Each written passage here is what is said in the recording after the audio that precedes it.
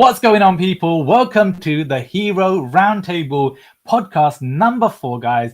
We've had these amazing HRO Roundtable, guys, and we do it every bi-weekly so people could have a chance to jump on, talk about everything Hero, whether that's digital from hybrid to anything and everything in between it all. And as you guys know, we have guests coming on our show every couple of weeks just to be able to kind of talk about it.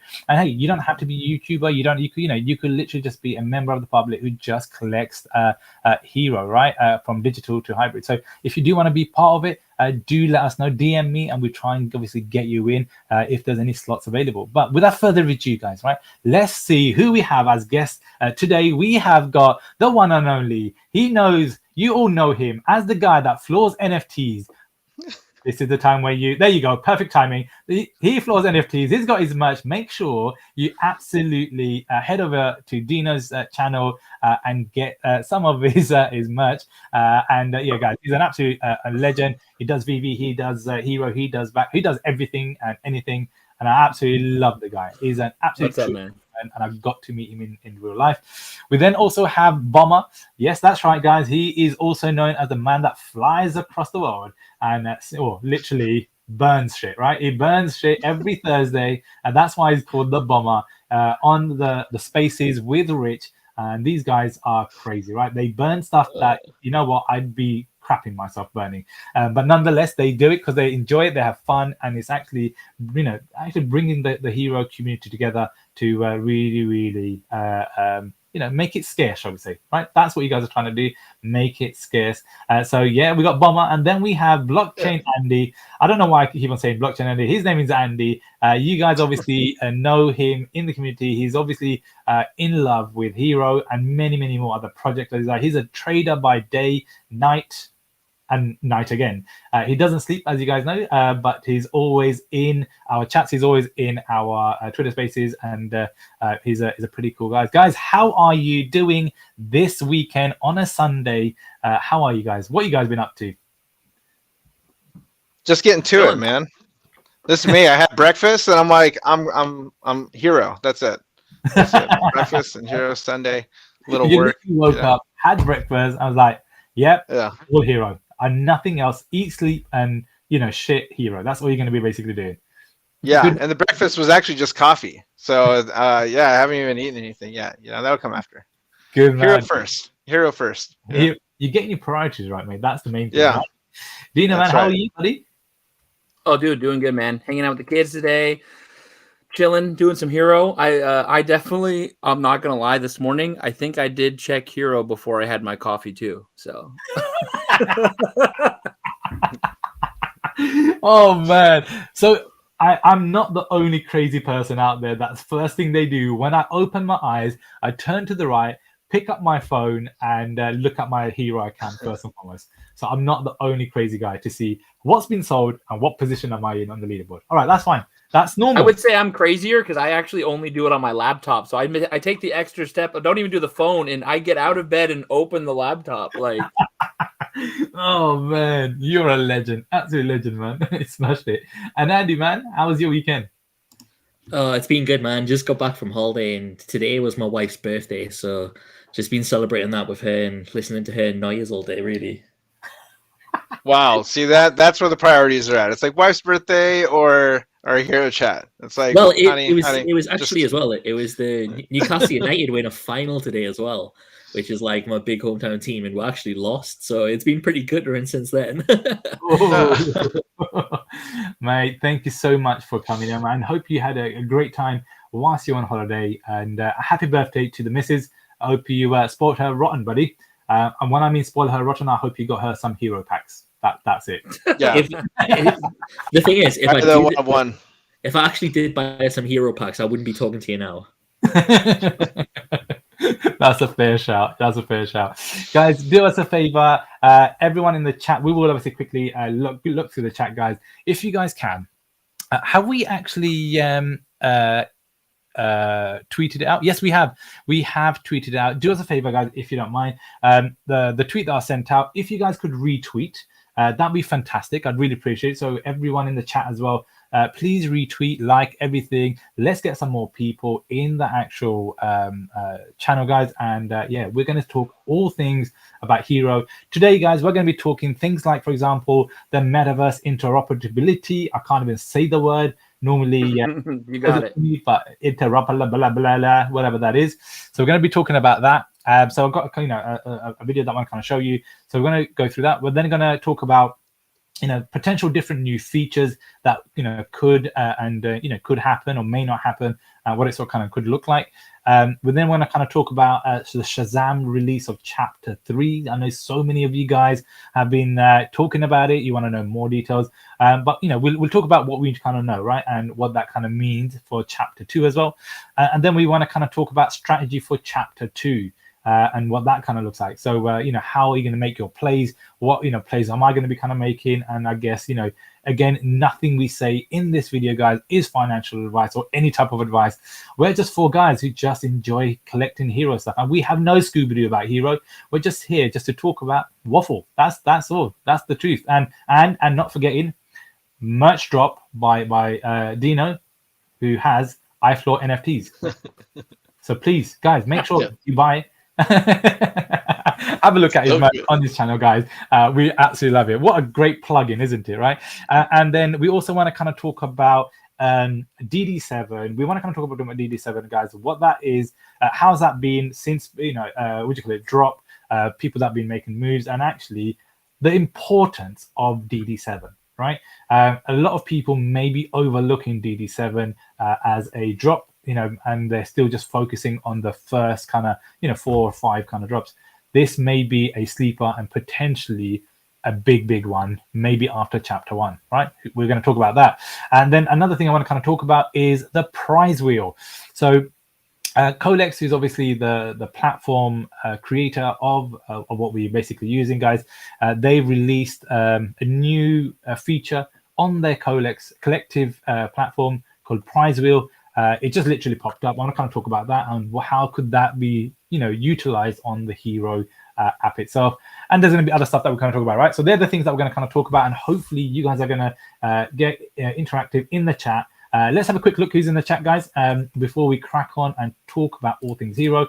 We got VeVe Las Vegas in the house. What's up, heroes? Good luck climbing the leaderboards. Thank you so much, buddy. I know we're all trying to go after it. I think we're also going to strategize as to how much money we're gonna spend or not spend and be bankrupt. So we've got to be smart and hope you're doing well though, buddy. Smash that like button on the way in, heroes. Thank you, buddy, man. Really appreciate it. We've got Stag in the house. Give the man, everyone's, that's it, guys. Make sure you smash that like button, like tickle it. If you whisper some sweet nothingness to it, or do something. Just smash it for us. Michael, man, hope you're doing well. Hope your son's doing good, man, and your missus as well, man. We got Big A in the house. All the eggs, guys. Smash them eggs. You know what that's all about? That is the bat signal for Dino. All right, that's what that is, guys. So if we get more eggs in the actual chat, he might end up. I don't know. He might end up burning a card.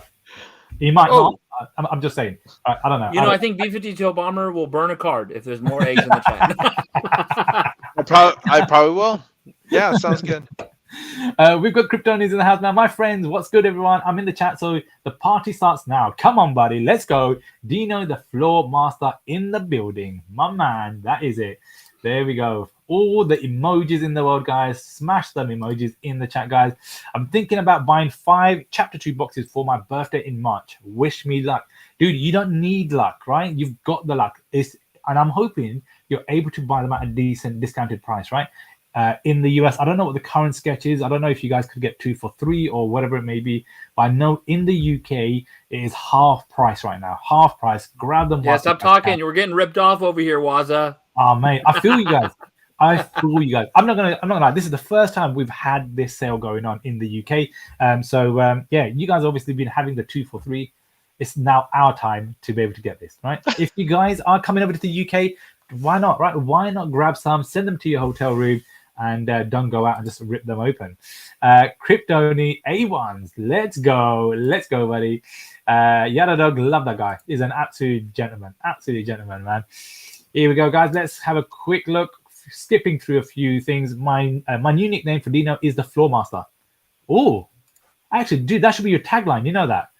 That should be your tagline now, the floor master. That hat the bonnet is wearing. Nice one, Bomber, my bad. No worries, man. I'm fresh out of Florables Tony. He's fresh out of them. All right, guys, let's start cracking on it and talking about a few things. And we've got, it's the last one. We've got kind of macro. Hey, guys, hope everyone is doing well, man. We are doing good. So, gents, here we go. So one of the things I want to kind of talk to you guys about was the metaverse inoperability. I'm going to hopefully get there somehow, guys. And it's about how can we use the hero cards, not just obviously as a collector's card on the hero app, or even maybe your profile picture on Twitter or whatever it may be. Actually, how can we then utilize it even more? So I want to kind of quickly share a video with you guys, right? This is something that Hoodscrew sort of kind of shared with me, and it's something that he's done on a test, a beta test area, just to kind of bring it alive a bit more. So I want to kind of showcase that to you guys. So bear with me if you don't mind. Where is it gone? It is going to be in here. And it kind of just showcases something where actually it's your own house in a metaverse that you're basically in, and you're able to kind of show off your cards in a cool sort of kind of way. So let me get this up and let me share the screen. Here we go, window, there we go there. I don't know if you guys are going to be able to hear the sound. If you can, that'd be brilliant. If you can't, I do apologize. But let's get that up. Can you guys see that? Yep. Yeah, cool. I can see that. And works if it doesn't, but it's Hoodscrew sort of kind of just talking through. But this is his sort of beta sort of kind of test area for the hero cards that he's going to sort of display and how we could potentially utilize and do things like that. So we're going to talk about this stuff in a second. I'm just going to press play.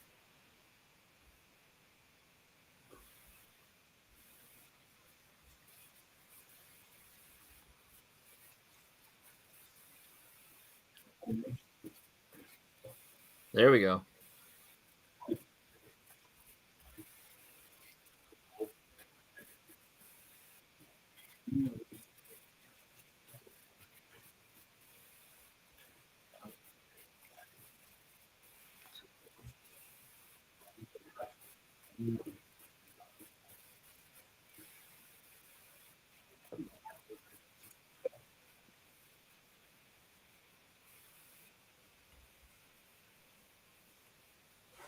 It's fire.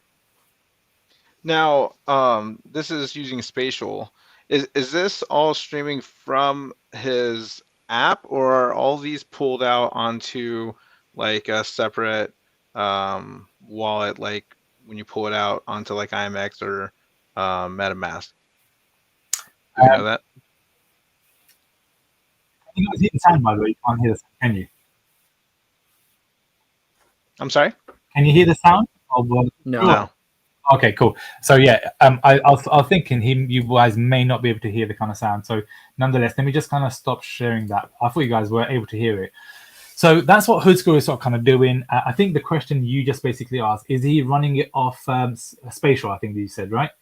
Yeah, well, spatial looked like it was the metaverse area that it was being streamed from. But let's say when you're plugging in the actual NFT, right? You show as Batman, you show the Riddler. Is that coming from the Batman and Riddler that's in the HRO app, or is it pulled out of that onto like MetaMask in a different wallet and then streamed from that wallet? That's a good question. I actually don't know the answer to it. Obviously, if we're waiting for Hoodscrew to come on, if he does, hopefully makes it to the actual show itself today, we could definitely ask him. Yeah, I'm pretty sure there's screenshots on spatial. I don't know if you connect wallets. I don't think you connect wallets to spatial, if I remember correctly, unless things have changed. Yeah, I haven't dabbled with it in a while. So are you saying you can't connect the wallets, or you can? I don't know if people are connecting their wallets to spatial. I think they're taking the NFTs they own, doing some type of screen recording, file sharing over into spatial, because people share their VeVe NFTs, people share, but I don't know. But HRO, you can, remove them to your wallet. So if you could, then you're fine, So I don't use spatial. I think I used it like right when it came out. So I think you download the data, and that's how you can upload them. Like, I remember speaking to someone recently who's been using the Quid NFTs and putting them on spatial. I'm pretty sure it's something to do with the data. I'll have to look into it, to be honest. Like, to be honest, I used spatial when it first came out, and then I kind of lost interest with it as time went on. But I'm seeing a lot of people using it now for the HRO stuff and for Quid. So it looks like it's getting picked up again. It's pretty exciting. Yeah, absolutely. I think it's getting picked up again, and I think it's just to get HRO to be able to kind of utilize this in a beta area just makes you kind of think, right, what the possibilities kind of could be. So it isn't just going to be like, okay, you know what, I'm going for the DD7, DD8 drop, whatever, or a hybrid drop. Actually, how can I now actually utilize this even more so? How can we bring utility towards it, and what does that kind of look like, right? And this could be an area where actually this could really, really grow. And I'm actually looking forward for this to kind of work. Imagine where, I don't know, you're a person who wants to be able to kind of say, do you know what, Dino, I want to be able to rent out the Batman card that you've got for X amount, and you'll be able to kind of also do that at the same time, i.e. like that, right? So you've got that Batman card. What number is that, Dino? This one is a 1, 2, 3, 4. Oh, nice, very nice. So I now want to be able to, you know what, in my metaverse itself, right? I now in my house, I want to hold a party. I want to invite so many people over. But hey, do you know what? I don't have all the top dog sort of kind of cards. I could then say, you know what? Imagine the feature that they have enabled now, where you can now rent out your cards to me, whilst I could then showcase it in my house itself. And that's something actually just taking it to another new level and bringing a bit more utility towards it. But yeah, I mean, how would you kind of like to see, guys, the metaverse, if the metaverse is going to be something that we sort of kind of move towards, or what do you guys want to see moving forward with the hero cards? What do you guys want to see? I can take that one. If you're discussing like the renting staking platform, that would be really neat, especially to see like, let's say you rip a bunch of packs and some people are just missing a few of your cards, and you can rent them for snapshot. And people are completing sets with your dupes and renting them from you just so they can complete snapshot. And some of those snapshots are not going to reward, like you'll get the extra badges for each completed set, but if you do have some extras or something like that, it might be a good way to be able to keep your cards, not have to just liquidate, and still be able to earn some of that revenue back, I suppose. I like that. I actually really, really like that idea, purely because of the fact that actually all you're going to end up doing is selling it. You don't want to kind of lose that card back. At the same time, you want to help someone else out. The question then is going to be, okay, you know what, is Hero going to lose out? Because actually, what's it in for them? Well, actually, if there is a renting piece going on, you get majority of the actual profit, but then Hero and Codex could also get a cut out of that renting piece as well. So if there's renting happening, then there's going to be a lot more that's happening. And I think that's a pretty dope way of for it to kind of work. So yeah, I like that, man. I like that. Andy? What was that? Is Andy there? Andy, are you still there? Yeah. Sorry, I'm still here. Sorry, buddy. What are your thoughts, man? Where do you see, Hero going forward, moving towards the whole metaverse sort of kind of piece? Do you see something like obviously having the renting, or do you see something like having a spatial area with these things? I guess what I'm trying to understand, and I guess a lot of people are trying to see is, okay, yes, it's a collector's app, and first and foremost, but how can it evolve? And I guess what would you like to see, in the coming months, years, etc., moving forward for Hero? Well, I'm starting to notice that there's a lot of different metaverse aspects out there when it comes to like Polygon. So they've actually got this metaverse that's already pre-built. That's kind of like spatial. And users out there can go in, interact, talk to each other, have your own little clubs. And what they've done is added a feature that each kind of project that embraces the metaverse itself can make their own skins if you hold something in your wallet. So if you embrace things like that and you hold a specific NFT, let's say you hold one of the legendaries or an epic, and that would unlock that Batman skin for you to use in the metaverse or something like that. Like, I think there's a lot of value that could be held by doing this. And I don't think everyone should be trying to reinvent the wheel. You should embrace technologies that are already out there and ahead, because if you're going to try and build your own metaverse, you'll have to start back at step one, build this, make it improbable. You may as well just connect with something that's already out there and fully built. Yeah. So there is a lot of ways they can add value. Like I think if they brought out different kind of statues and ornaments for the different collectibles you hold, different skins. So there's a lot of different routes they can go, and I think there's a lot of way you can add value to the cards themselves. Yeah. That's a really, really good show, actually. And I think sometimes you're definitely right. It's not about reinventing the wheel. It could be actually having something there and actually improving on it, and then actually building on that platform and moving it forward. So that could definitely be something we definitely see forward. And yeah, man, yeah, for sure. Dino, you got any thoughts about it? I think anything interoperable, like for me, it's less. For me, the metaverse isn't important until we're at the level that we're at, like a Ready Player One. And I know you have to go through stages to get there, but to me, I don't think it really matters until you get there. That's just my controversial opinion. I think it's a hype word. I think it's a buzzword. I think that it gets people intrigued, but it doesn't actually mean. I think what I want with Hero cards, I would love playability. Anything playability, any more playability than it already is, it just makes it more fun. More people want to do it.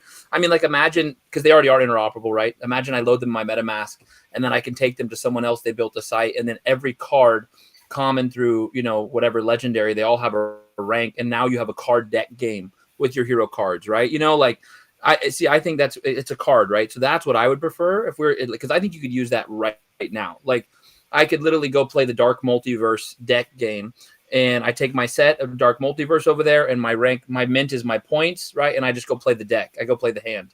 Yeah. So for me, that's way more intriguing because because it's like a game, and they don't even have to build it, right? Because like BlockchainAndy was saying, because they don't have to build it because they're interoperable. So yeah. Again, that's really, really good actually, because it's something that is actually possible now, here, this second. You're not having to kind of think about it. You're not having to like, oh my goodness me, is it going to happen? When is it going to, and the hashtag when, right? You're not going to have to think about that. So I think that's going to really, I guess, also pull in potential TCG players as well. Because, it's really about how can we also get into that market who they're not fond, that might not be the right word, right? They, some may not be fond of it to kind of get into the whole hero space with the, the hybrid NFTs. And actually, this may be a way in order to kind of get them in from whether that's the Pokemon community or Yu-Gi-Oh! Or so forth, wherever it may be. And I think this may be a way for them to kind of get in. Rather than it being an NFT, actually, they're doing it from a gaming perspective, right? So that's, again, a good possibility. I was having a chat with Hello K about something where, in essence, imagine, again, this is something that is possible right now where, like you said, right, using the mint number as some sort of point scoring system or some sort of a power system where literally I could have my NFT and your NFT using an AR system. They could literally start fighting one another. So let me show you a quick video, guys, and then you guys let me know what you guys think. This is something that Kay did literally in 5 minutes. So credit to him, but let me just quickly show you that. Let me know if you guys could see that. Can you see that? Yep. Yeah, here we go. Let me show you that. Yep. So this is something that he was able to kind of build where he's using AR technology. So, it's scanning the actual card itself, and it has that sort of kind of AR collectible. But then imagine you have a secondary card, like, I don't know, you have Joker next to it. They literally start kind of fighting, whatever it may be. And you have a deck of 3 cards as an example, and they start fighting each other. And this is something just bringing it a bit more, a bit more real. And again, it's a different type of market that, you're able to kind of get into. Again, by the way, that collectible isn't matched up to that specific card, but it's just to kind of give you guys an idea as to what is possible and what I guess isn't. So I think there's so many things that they can do in this current market. It's really about actually what's going to be feasible and actually not trying to do something that is, okay, we're going to put all our eggs in one basket and it's going to be all about the metaverse, all about this, and actually we're waiting God knows how long. And actually, I think, Dino, I sort of kind of now thinking about it, agree more so with your side. Is something actually the stuff that we've got now, and the same with Andy and everyone else, right? Is actually how can we utilize the stuff that we've got now and getting the word out there more about Hero and solidifying that customer base then before making it go to this whole metaverse world, right? So I think that's pretty awesome. Guys, let me know in the chat, guys, the viewers that are watching, what are your thoughts about the metaverse interoperability and other ways of being able to kind of utilize Hero and what that kind of looks like. It'd be great to see what your thoughts are. Do you guys have different ways of thinking about what you see the future of Hero to kind of be, rather than just being a collecting app, right? So I think it'd be great to kind of see. And hey, do you know what, we're just four guys, obviously, just kind of chatting away, giving our views and having a conversation. But hey, the answer might be there out in the public. So let us know in the chat, guys. I will definitely catch up in the chat in a second. So yeah, I was just going to say, like, I kind of feel like HRO kind of has to learn from the mistakes that VeVe have made, and they do have to go in a probable, like, as soon as possible and try to connect with all these different metaverses, because you're just going to be stuck in the same rut of, this is a collector's app, there's nothing behind the NFTs. So what is giving them value? It's just the nostalgia of the people who are collecting them. So you guys can set the prices, and then people flow them constantly, and you end up losing value. But if there's a reason to hold these collectibles other than just the nostalgia and the belief you think they're going to go up in value, then this will separate the HRO platform from VeVe. And as we've seen, if you build your own metaverse, you're always going to have delays. There's going to be different things you've got to answer. There's legal teams that you've got to go through and stuff. So you may as well just embrace what you have now and try and do the best thing you can do possible with what there is. Yeah, absolutely. And I think that, the last thing the company want to do is go into a section of the tech industry of, getting so much into that fintech world, right? The second you sort of kind of do that, there's so much more regulations and everything else that comes along with it. And then you're going to have, every Tom, Dick and Harry trying to sort of kind of, control you, shall we say. Whereas actually, if we just sort of kind of keep it within the collectible sort of kind of area, that sort of sector, but, being able to kind of branch off in a certain way, I think that may be a good shout to kind of do so. So, yeah, good, interesting stuff, guys. So we've already kind of just talked about, obviously, the renting piece. I'd love to kind of see renting come on board for sure. Whether the fact that I'm trying to rent out one of my cards, or it could be for a snapshot. You know what? There is going to be a fee. And actually, Hero and Colex could obviously still, get a chunk of it. There is some pros and cons, right? The pros and cons being the fact that actually, you guys, one group could be potentially working together in order to always be at the top of that leaderboard. And it could literally kind of happen last minute before the snapshot is getting taken.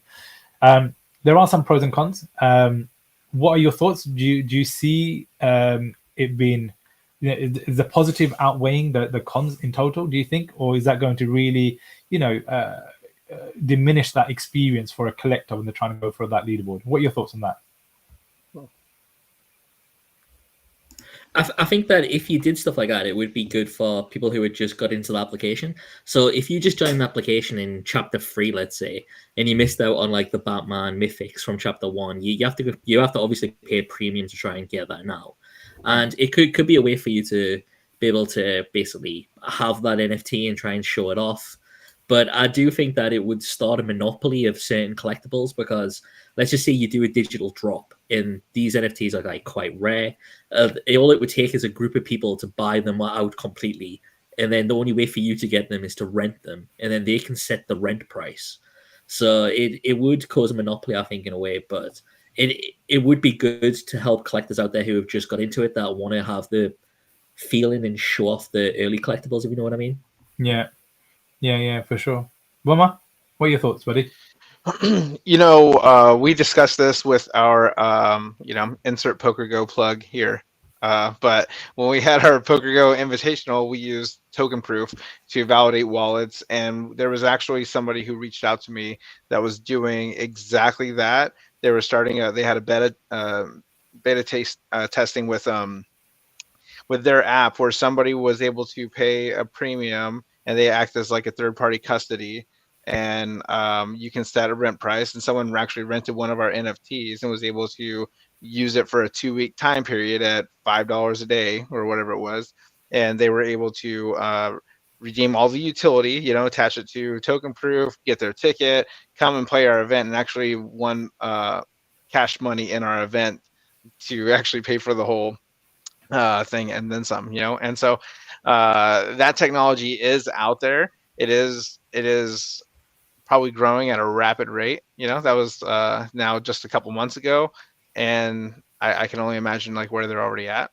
But I think that is a neat thing to really consider about it, like more on like the access point. So say somebody does build a random metaverse and they want to honor HRO, and they say, if you have like the Batman legendary from D1, we give you a utility belt.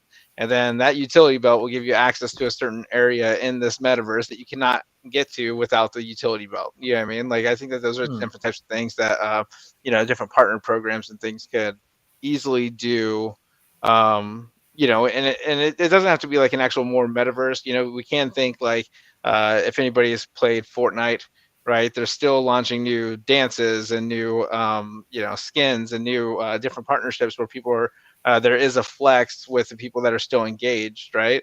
And so they can just have like a background be Gotham on their on a gaming platform of some sort. A Batman suit would be an obvious one if you were in a very popular game like Fortnite or anything like that, And so I think that utilizing these NFTs and being able to validate holdership and validate the digital assets, it really does open up to anything digital and being able to utilize that as an access point, So I think renting it would be very utilized if mass adoption in those different areas happened.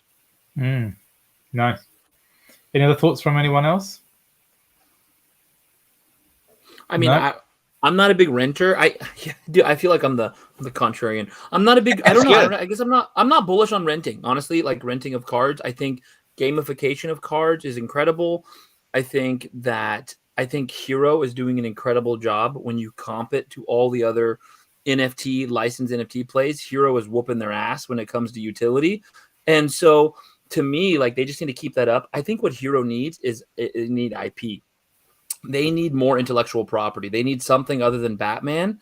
I don't think the renting does it. I think the renting is cool. I think it's another buzzword. Like that's just me though. I'm like that guy. Yeah. I'm like, to me, it's a buzzword. To me, if HRO got Marvel, if HRO got Pokemon, if HRO got even freaking Harry Potter or whatever, if HRO did something besides Batman, that would do more than any rentability, any metaverse, anything out there. That would be my push. Because I don't see the incentive to rent right now. That's my problem. I think it would be cool, but I don't see the incentive to rent. Like, why would I want to rent a card from you? So do I want to flex a Riddler? Personally, I don't want to flex a Riddler. It'd be cool. So what is that going to token gate me to? I don't know if there's something that I really need that's token gated. Now, if I got a Riddler and it was token gating me like whitelist access for something on HRO that I thought I was going to make more money on, okay, then I'd want the Riddler, right? So they'd have to build those kind of like, reward dynamics to incentivize the renting, I guess. So that's what comes to my mind when I think about renting. Interesting. Nice. I think, one of the things that you just touched on point right now, and I guess everyone's asking, right? Everyone is asking is, hey, do you know what? When new IP? Because yeah, you're right. You know what? The Batman, so the DC universe obviously is going to stretch to a certain amount. HRO have got the license to be able to kind of do up to Chapter 6 on hybrid. I don't know what it is for digital, but what does that kind of look like moving forward? How can they acquire new users onto the actual platform? And you're definitely right, Dino. It is really about trying to grow this platform to another new level.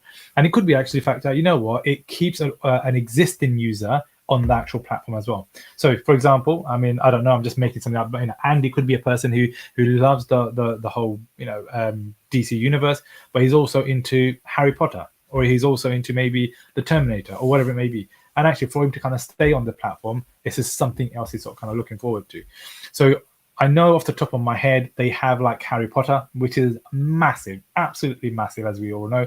I think they've got Terminator off the top of my head, if I'm correct in saying. Wait, so they have those licenses confirmed or possible? Oh, no, nothing's confirmed, but it's part of Warner Brothers.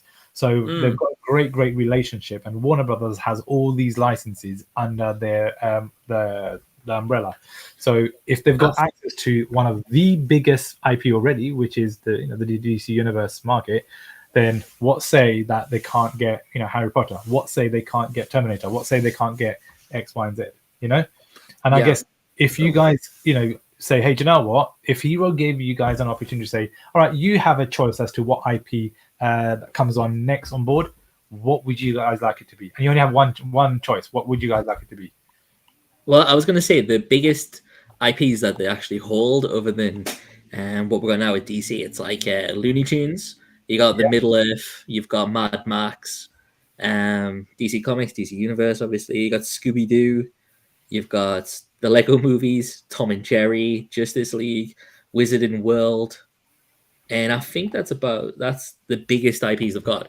But I definitely think that if they've got Harry Potter, that would bring a new wave of people, especially with the new Harry Potter game coming out. Everyone's been absolutely crazy for Harry Potter again.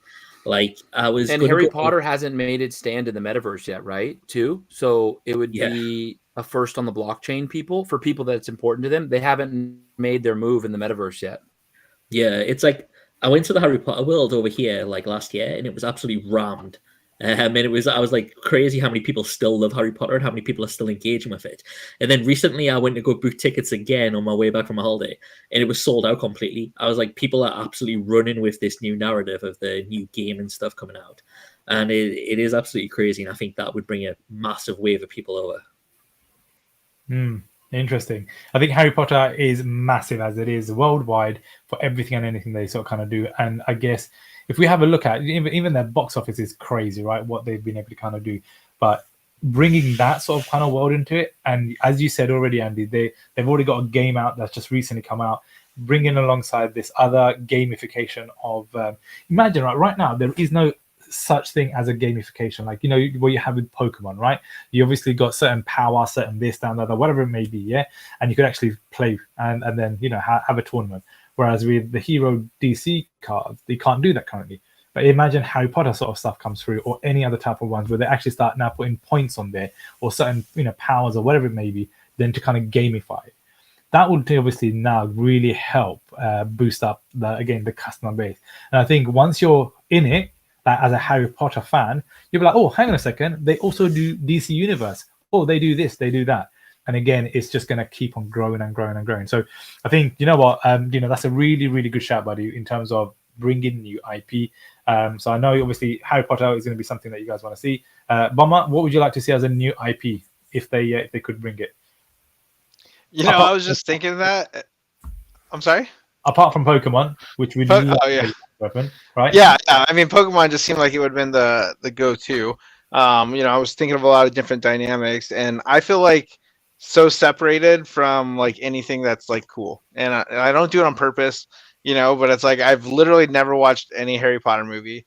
I like any of those like big series that are going to take a big chunk of my time out of the way. It's just like I don't know, I separate from it. So and I'm trying to think of like who would be the focus group, right? Like who are we trying to bring into this? And so Harry Potter I think was just a few years younger than me, and so they're probably able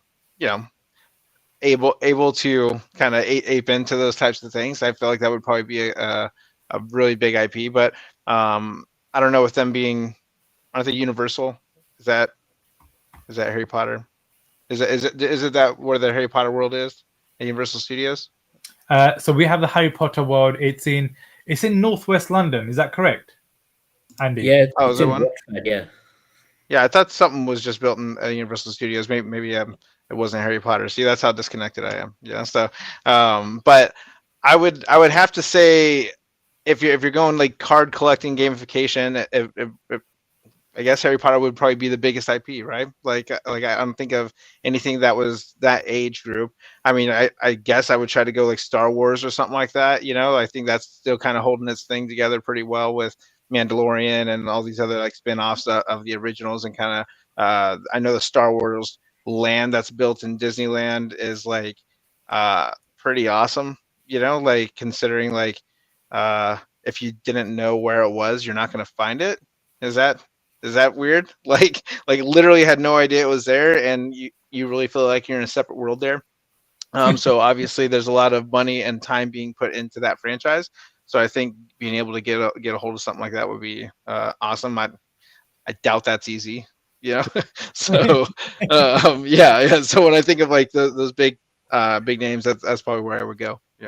No, I think it'd be pretty dope, and I think IP could be a new piece they kind of go into.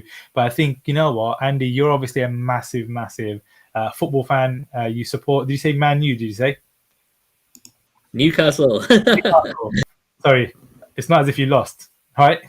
Oh man, Gosh, that was a bit too. That's too raw, right? Wasn't it? It's too raw. But I think, you know what. You imagine, like in the UK, football. It's football, guys, not soccer. Football, right? Let's get it right. Yeah, we picked up pretty quick. Yeah.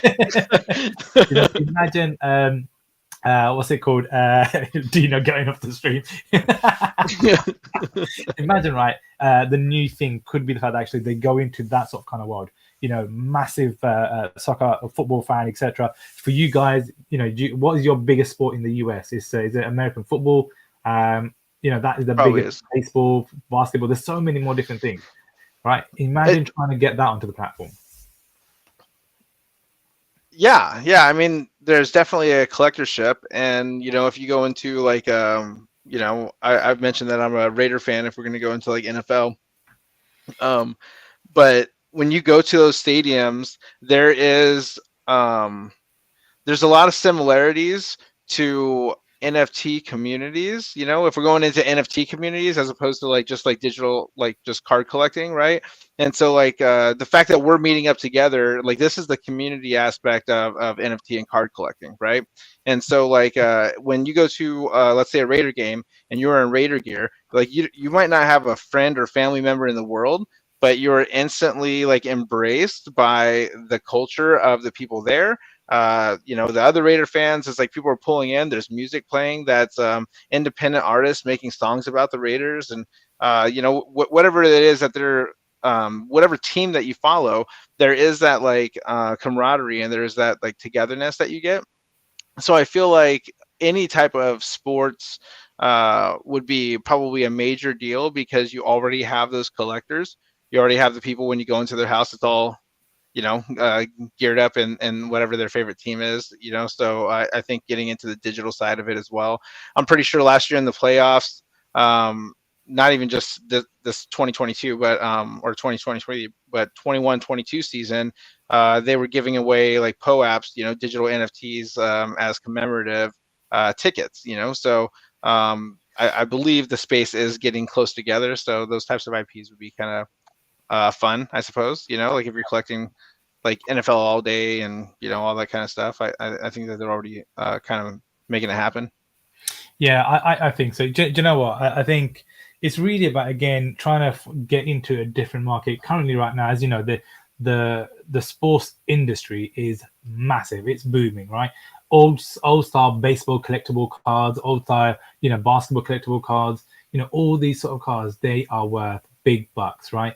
And actually, right now, correct me if I'm wrong, guys, but I don't know many, or if there is any, NFT platform hosting, any games where it's like for football, baseball, soccer, etc. Is there anything out there? There isn't, from my understanding. Correct? You've got NBA Top Shots doing the NBA stuff, and then you've got So Rare that do the football. So they do like the Premier League, the La Liga, Serie A. They basically cover like a lot of the European leagues. And I kind of feel like a lot of these sports cards and stuff like that, where as soon as you bring them into NFTs, you kind of lose a lot of the collectors because they're not really interested in digital collectibles. But the way that HRO is doing it, where you have the physical card and you can get the digital pair, in my opinion, I think that opens the door to a lot more collectors, because some people like to have that physical in the hand and store it and like look at it. And the digital side of the things, a lot of people just don't understand that this is where the future's going. Like you can authenticate your cards and everything so much easier on the blockchain, and you're not going to get scammed, and it's going to cut out all of this mess, like with PSA and everything like that. Like you just literally, it is the future, and people need to start embracing it. Yeah. What if they made it to where there was a PSA grade on your cards and it diminishes the more it trades?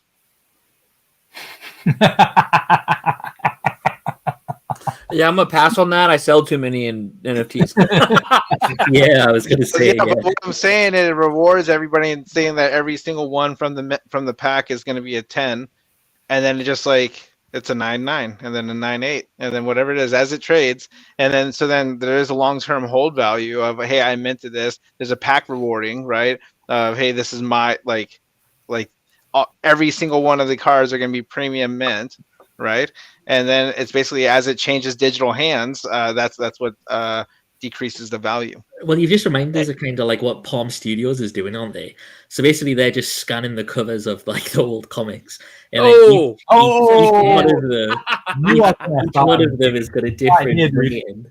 Like honestly, I don't understand that, but I kind of feel like their NFTs are just the scanned covers of comics with the staples still in and stuff are very bad. But let me ask you a question though. Why does it? Well, first I just got to say this before he leaves. Miguel's in the chat. Miguel, win Harry Potter cards on Hero because we need them. So I said that. Okay. What does it matter if it's scanned or not, right? We're buying a digital image of a comic anyways, right? It's irrelevant, right? I mean, my opinion, it's irrelevant if it's scanned or if it's created or if it's because it's just where we're buying a digital like facsimile of what the real thing is, right? Reprint, facsimile, new medium, whatever you want to call it. We're still just buying a digital recreation. So because they scanned it, it makes it worse. I see. For me, I actually the fact that it's scanned is more better. Valuable. Yeah, that's what I thought too. Because I was like, it's on the IRL counterpart, right? Yeah. So for me, I think that's a VeVe complaint because VeVe people are like, our comics aren't scanned, they're made, and it's like to me, it's the same thing. It's like it's just a digital asset. But yeah, I want to know why though. I guess. Yeah, like I'll be honest with you, it's not a VeVe complaint because I hold no VeVe NFTs. So basically, what I think it is that when I buy something that is collectible like that, I want it to look amazing. I want it to be premium. I want it to look pristine. I don't want to see the staples at the side of this cover. It's like I understand where you're coming from because like it's the real thing in real life that they've scanned and put on the blockchain, and it's got a different grading.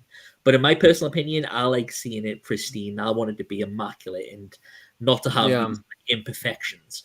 And that's the way I view it, basically. But if you're an anti-uncommon, then right? You don't like the uncommon on there because it's the 2.0 grade, right? Yeah. Yeah. Okay. I like the mint stuff. I can't afford to buy all the mint stuff, but I like the mint stuff. Yeah, I don't understand the uncommon craze over there either. I honestly, I actually find the uncommon craze kind of dumb because it's like that has a hole in it. I'm like, why would I buy a grade 2.0 when I can buy a grade 8.0 for less? I'm like, 8.0 is better, right? Like I look at my wall, I'm like, that's a 9.8. That's better than a 6.5, you know?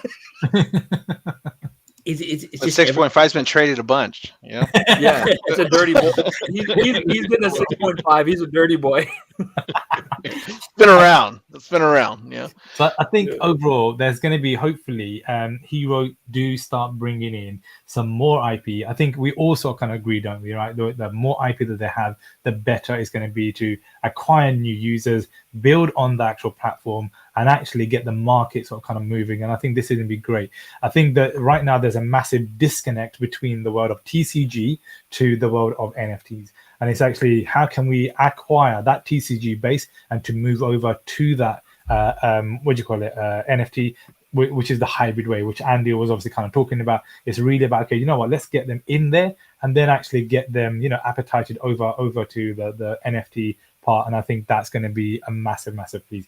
And I think rather than try, having that massive resistance, telling people, oh no, do you know what, TCG is crap, you need to move on to the digital world. No, actually, you know what, TCG is great. Hey, do you know what, come and do TCG with us, but also at the same time, why don't you kind of see this part of the actual Hero platform? And I think that's going to be the great way, and it's really about actually working with rather than against. So I think we're all in agreement that we do definitely want to see more IP. Chapter 3 that leads into chapter 3 conversation right now. So chapter 3 is obviously coming around the corner. Chapter is, they've only got license up to chapter 6 currently right now that they've obviously spoken about. The question is, are we going to end up waiting until chapter 6 before they start talking about any sort of IP? I really hope that they start talking about new IP ASAP, but also at the same time, new countries. So chapter 3, guys, it's coming. We all know it's coming, all right? So there's already been adverts from Cinemark or something like that. Is it Cinemark? It is Cinemark, isn't it? Cinemark in the US, where they are giving away chapter 3 packs to everyone who goes and watches the actual film. Yeah. So if you are in Cinemark, I guess just park yourself outside and just ask for everyone's card. Packed. Don't do that. No, let them have it. Let them get a I'm doing card it. on the platform itself. But I'm handing out 20s as they walk out the door. I haven't actually seen. I've only seen people post about the advertisement. I haven't actually seen it myself. Have you guys found it? Because I can't find it on their website. No, so it's not being advertised on their website currently right now. I think what was, if you have the mailing list that if you're part of Cinemark. So if you're part of Cinemark mailing list, then they're boosting it. They send that out basically. But in essence, that's what they're basically doing. For chapter 2, guys, just to give you guys a heads up. So for chapter 2, we already had the same promo in the UK for chapter 2, but we did it for the Odeon cinemas in the UK. So for chapter 2, when Black Adam came out, if you went and actually watched it, you get a free pack to get it. I literally found out the day that it kind of got announced itself. So I didn't have the time. What did they give you, Wazza? Just one pack or a box? No, one pack. So like with 7 cards in or whatever. That's it, yeah. But the funny thing is, a lot of people didn't have a Scooby-Doo about what the hell these cards were. So they just opened it, oh yeah, in the bin, or they put it on the floor. So actually, you know what? How can we pretend? You went dumpster diving, didn't you, Wazza? You got on your freaking scanning, just scanning. Yeah. My phone. You're scanning away. But Can I have some more? Yeah, can I have some more, mate? Can I? But it's I think we needed that sort of educational piece because customers like, okay, what's this pack kind of thing, right? And it's just like, if you're a person, you guys, honestly, I just see Wazza, man. He's in the dumpster. He's sitting there with like a movie vest. And he's just sitting there with his phone out, being like, "Oh, if you guys scan here, you get a chance to win $100 or something like that." And they're just sitting there, or you can see it on the blockchain if you just scan your card here, and you're like showing them like as they're scanning them into your wallet, like, "Oh, here, look, full of candy bars," and he's like, "Hey, I'll trade you this M&Ms for your movie if you give me that pack of cards." Oh, you're a Snickers person? Don't worry, I got Twix and Snickers on this side. Yeah. Exactly. You know what? I gotta go get me a vest. Yellow high-vis jacket, right, on, and then before the movie starts, like, guys, anyone has a card that is like on a single-digit min number, put your hand up. You get priority seat at the front. Yeah, priority seat.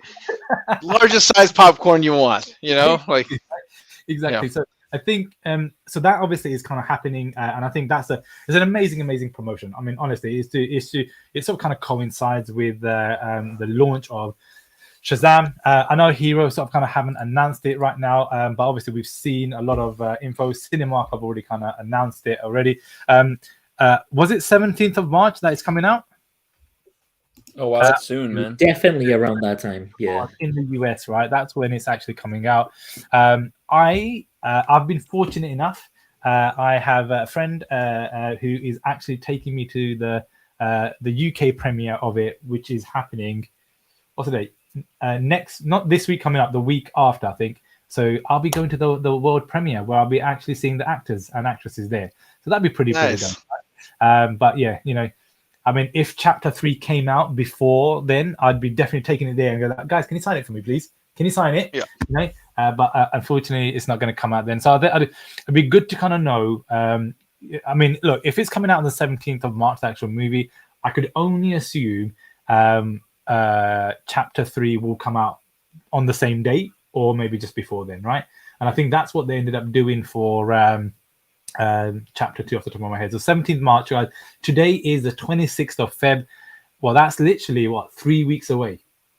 3 weeks away. That is crazy, right? So if you think about it, like, damn, man, if chapter 3 is coming out very soon, what does that mean for chapter 2? And when are we going to have the snapshot for chapter 2? Yeah. So Wazza's like, after my 50 booster boxes, please. Dude, I have another. I've been doing pre-recorded videos like 6-7 a day. I'm exhausted. I ain't gonna lie, right? I even did one just before then, but I know you guys can't see it, right? It's up there. I still have another 30 to get through. Like, I kid you not. I got another 30. Send them over here. I'll open them. I should send everything over. Guys, shall I buy another 50 booster box and actually do a live stream for 24 hours? That's right, guys. 24 hours live stream, 50 booster boxes to be opened.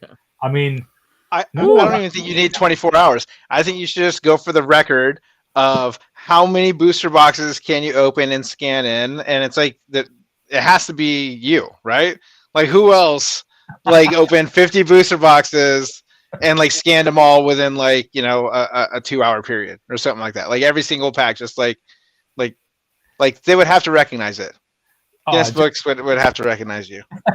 Guys, let me know in the chat. Would you guys like to see that? Let's see how many people would like to see a 50 booster box opening live in one go. Right? I'm gonna vote no for your health. I'm gonna vote no for Waz's health. I think I know one person that'll say no, and that'll be your wife. So I'm hoping she hasn't tuned in for this for sure. So guys, obviously chapter 3 is coming out soon. I mean, like I said, if it coincide with the actual launch date, that'll be the 17th. We literally have 3 weeks before the snapshot, or it could, I don't know if they're going to do a stealth snapshot. I hope they're not, because I'll be so upset. I'll tell you that right now, because I still got 30 booster boxes to get through. Yeah. And that's not going to be a nice thing.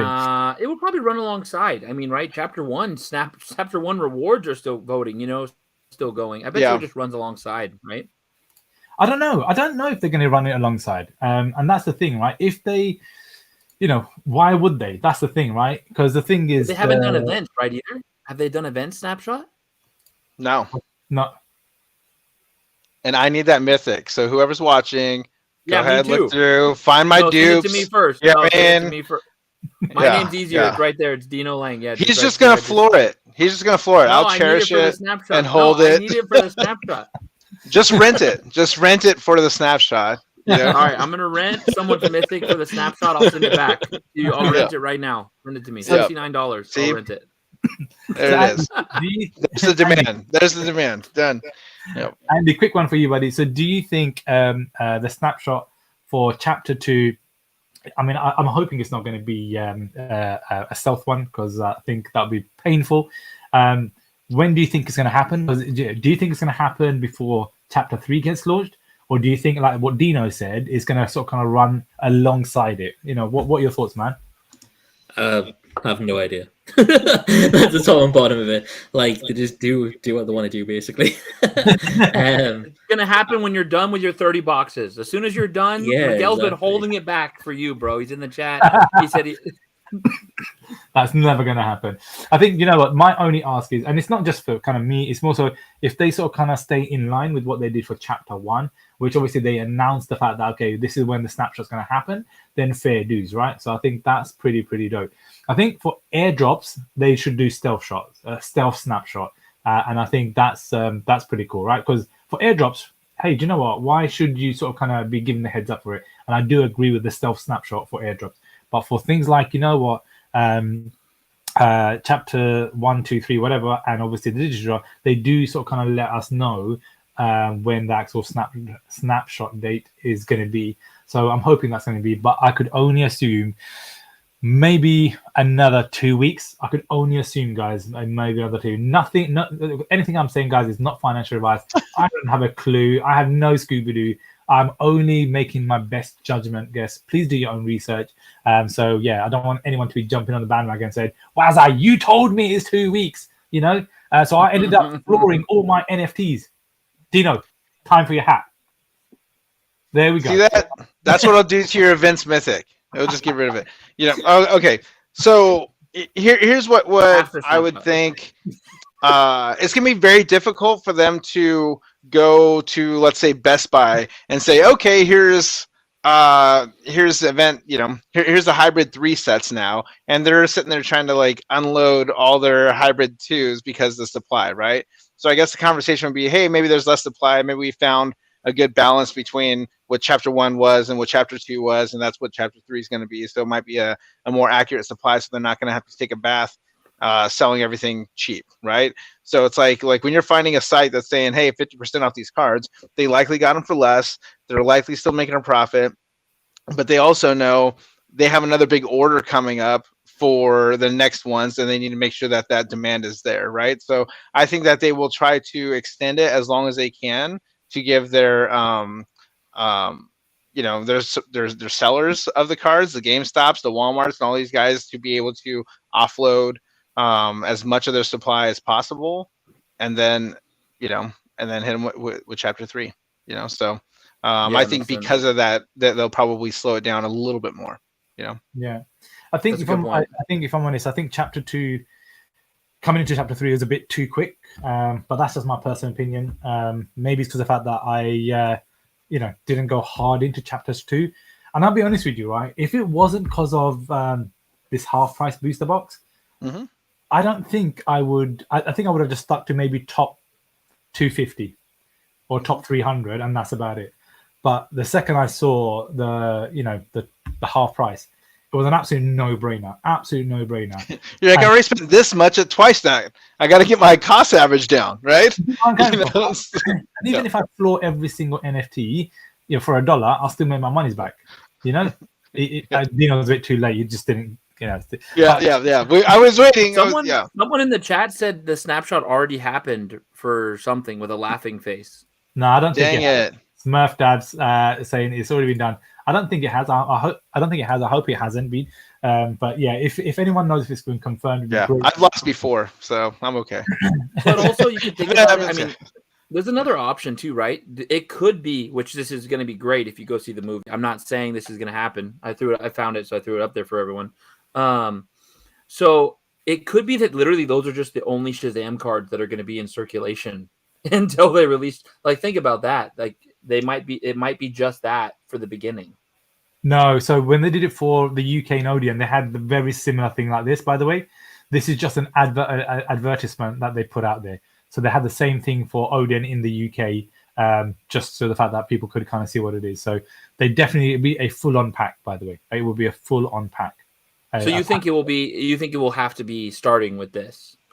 Yeah, 100%, 100%. But again, I want to. I don't know what they're going to do in terms of that snapshot. Are they going to run it alongside? Maybe give it a few more weeks. Because think about it, you got to think of it this way, right?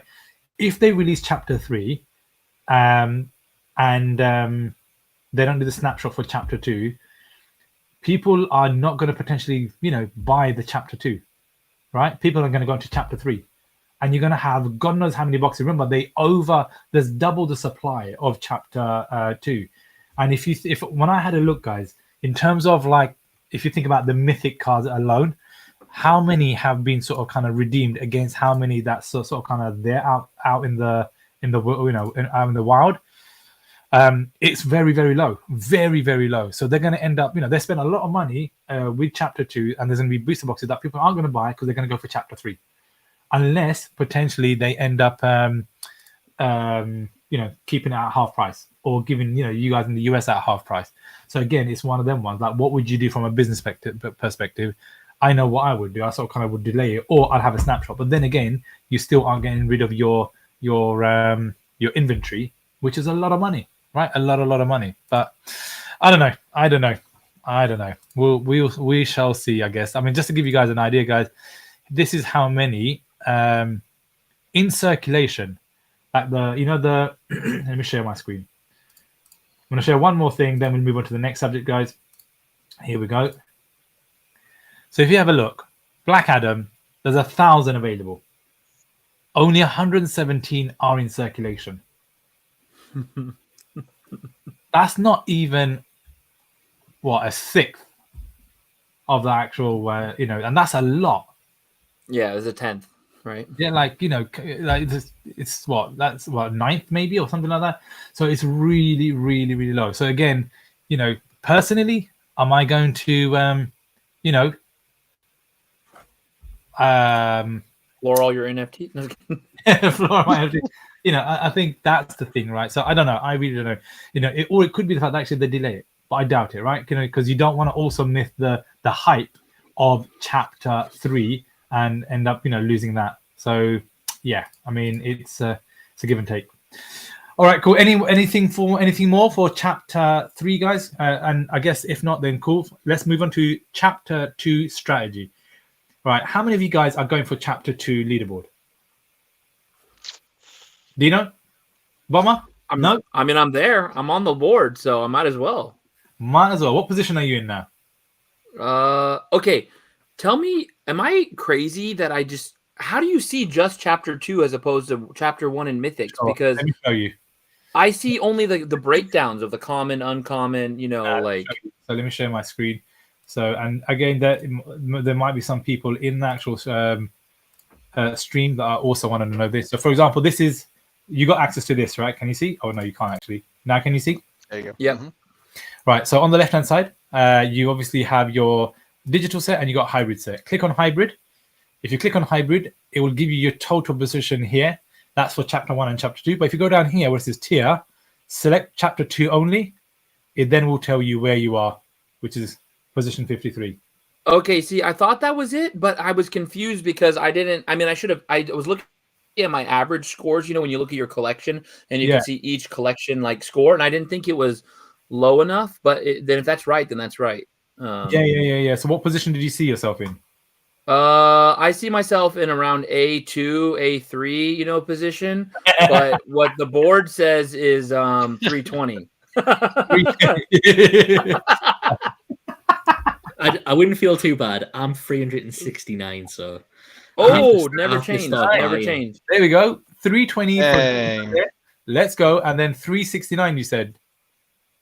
You guys are gonna make me look. I don't even know if I'm on there. I don't even know if I'm on that leaderboard. Let's see. All right. And what about yourself, Bummer?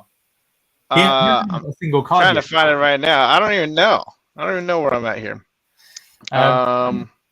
Just go through, buy all the $1 cards, and you'd get on the board. Oh, I'm 528. Oh, all right. So you might want to get yourself in the top 500, dude. See, this is why my accountant doesn't want me talking with you guys. They're just like, what is this HRO constantly? Like, but if you're in the top 500, you might as well go for top, 300. It's true. It's true. It's like buying a car every single time. But have a look at your account. You know what? I just like ripping packs. So like I might go down to Best Buy and snag some of those deals that they got going on. They have like $100 24 packs and stuff like that. Make a little fun day of ripping open something, and maybe I'll get a double digit or something like that and knock me up there. So, but I don't have any of the mythics. I'm pretty sure I have everything else. But I am missing 4 mythics, and I'm at position 53. Oh wow. Right. You're saying there's a chance. You're saying there's a chance. The reason being, remember, not a lot of people are going for it right now. So there's a good chance. Send trades, people. No, I'm just kidding. Send trades, right? It could be even for digital. So strategy, right? What is everyone's strategy? I'll tell you what my strategy is. Let's see what your strategies are. And again, guys, what we sort of kind of do is our own, judgment call. Please don't take our advice or what we sort of kind of do, and make your own decisions. But we're going to talk about how we're going to strategize, how we sort of kind of want to move up there in the leaderboard, and see. Everyone's going to have a different one. So I'll start off my one. My plan is initially is literally, first of all, stage 1 is to rip open all them booster boxes without doing any trades. Right, that's the first most thing. I literally have another. No, I lie. So I got about 25 boxes left. I lie. 25 boxes left that I need to kind of rip open, and I've already got to position 53. So I'm hoping it sort of may push me up, right? I don't know, but there's a good chance. Once I've done that, all the duplicates that I've got, and I've got really good duplicate low mint numbers, right? So some of them I got loads of 3 digits. I've got a good amount, 2 digits. I've got single digits, etc. So anything, whatever my lowest is, obviously I'm going to keep, and then I'm going to trade the others in order to kind of get a better what do you call it, mint number. But also at the same time, I might be able to do a combination of trades of a certain amount of 2 digits, 3 digits, and then trade it for a mythic. Because remember, I am 4 mythics down as well, so that's another thing I'm going to be kind of doing. So my strategy now is stage 1 is open up all the booster boxes. Stage 2 is do trades, but do the trades ASAP before snapshot day. Because on snapshot day, guess what? Everyone's going to go crazy. There's not enough mints, by the way, on the actual marketplace currently right now. Right? It is absolutely crazy. Like if you think about it, 3 digits, there may be, on average, when I've looked through every single card, guys, 3 digits and below, you've got roughly maybe 6 to 7 mints in like 1,000 and below. Mhm. That is nothing. Yeah. So Yeah. what that means, number one, there's not enough packs going on now. Number two, people on the day are going to potentially then spend that extra money because actually they have no other choice but to spend that money because there's not enough competition, and therefore people on the day are going to be like, oh, do you know what? I need to spend that money because X, Y, and Z. So my strategy is to actually do the moves as soon as possible, and I want to be in a comfortable position going into it. I'm not going to lie. I'd like to. Yeah, this is a nice to have, but it's not like the end of all. I'd like to get into the top 25. If it happens, brilliant. I would absolutely love that. But I'm not holding my breath, if I'm honest with you, because of the fact that I need to also, have some funds enough to go for chapter 3 as well. So if I can stay in top 50, I'll be happy. If I'm in top 25, I'll be ecstatic. Reason being, because for chapter 1, I was in top 25. So again, I could finish in top 25. So that's my sort of kind of strategy, and also last but not least, if I need to buy now, because snapshot day we're going to be shitting ourselves. So chapter 1, the rewards that we're all voted on and that they're showing right now, right? Like with the different tiers, right? So if you're like top 1,500, you get X, Y, X, Y, Z. Those are going to be digital rewards, correct?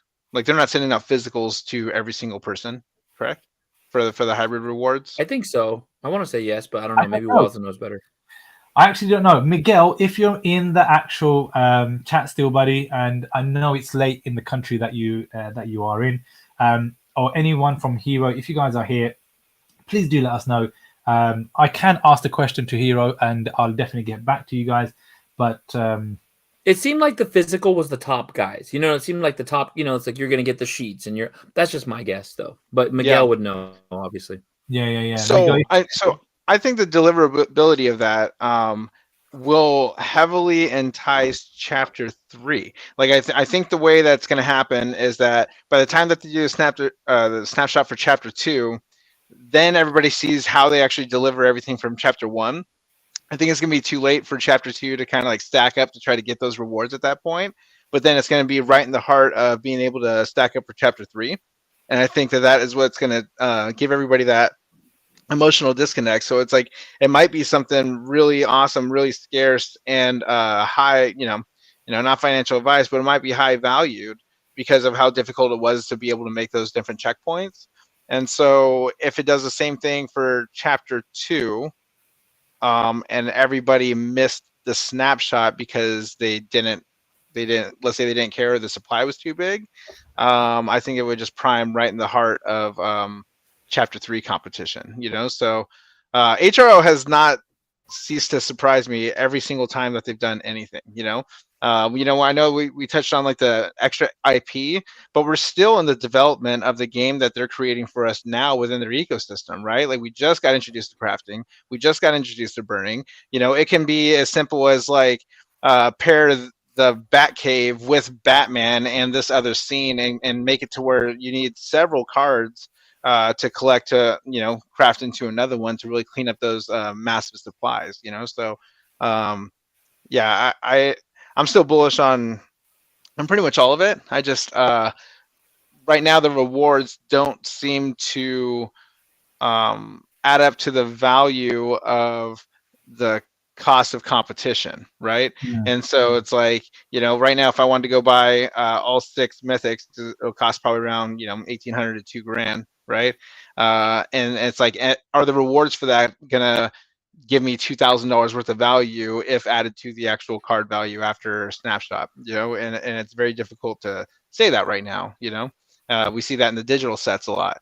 Right now, or recently, maybe during the burn on Thursday, we talked about how the Dark Multiverse packs were over $200, probably close to $300, and or like let's say the Justice League packs were a couple $100 also, but you can go get 2 legends for $280, right? Like a 160 Wonder Woman and a 120 Aquaman, where if you open that in your pack, you'd be pretty ecstatic. And it's like you can go buy it for roughly the same cost as the packs, and so I think that's where the things are going to balance. Either those cards are going to come up higher in value, or those packs are going to drop. And I think I just kind of feel like they always have a yin yang type of relationship that they're really easy to parry where they're lacking, you know. So who knows what's going to happen with these guys, man. They're good, you know. I'm pretty excited. Yeah. Andy, what's your strategy, buddy, for chapter 2? I've got a few more chapter 2 boxes coming from Zavi, so I'm just gonna rip them and pray to God that I actually get something decent this time. I think the last box I opened, I got 1 sub 100 card and 2 sub 500 cards, and that was it. And everything else was just rubbish. So I'm praying I actually get something good this time. But I was telling you last time, like when I got my Genesis boxes, I actually got 2 of the mythic Batmans from chapter 1 in 1 pack, and I was like, what the hell? Wow. So that was absolutely crazy. Wow, That's insane. I think that took all my luck for the rest of the year right there. It most likely has, buddy. It most likely has. Do you know what? Funny thing is, I actually do have, you know, the reward one that they gave this to us for free. Yeah, so that was pretty dope, right? Just open it right now. Rip it. Rip it.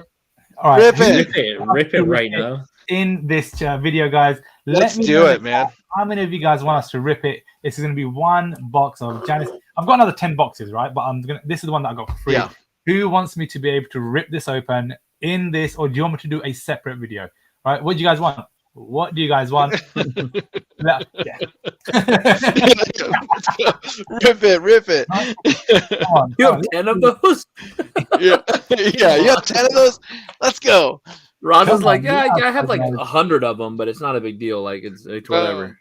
I was gonna say, rip it. If it's free, you may as well rip it. All right, come on. Let's get this ripped open. Hopefully, all right. Let's go. Before we do, okay, let's. So Andy's plan and strategy for chapter 2 is to open his 3 boxes up and then see how he gets on. You definitely want to keep into the top 3. If you can try and get to the top 250. Because there may be better rewards. I could only assume it's going to be, but top 250, that'd be pretty dope, man. Well, as we were talking, I was going through the HRO app and going through each of the commons and uncommons and seeing what was actually on the market. And there's not many lower numbers, like lower than what I've got on the market. And I was like, oh, so it doesn't look too good. I think I'm just going to keep ripping boxes and pray to God that I get something good. Nice. We've got VeVe 600. A600. Let's go, man. That's killer. Clean number. Stag is saying, send it to me. I will supply the bubble wrap. Nice. That's kind. That's very kind. Everyone is saying, rip it. We're all short on bubble wrap, you know, always. So that's very nice. Yeah. Come on. They're thinking I want to get a mythic. I don't know, man. I don't know. Just it's going to be You're going to get a single-digit Batman Genesis card, you know? You know what I'm going to end up having, guys? There's going to be chapter 3 inside here. That's what's going to be happening. Oh, that's it. Yeah. That'd be clean. It's gonna be the digital Batman 1-1. And last but not least, Dino, what's your strategy for chapter 2, man? What are you gonna do?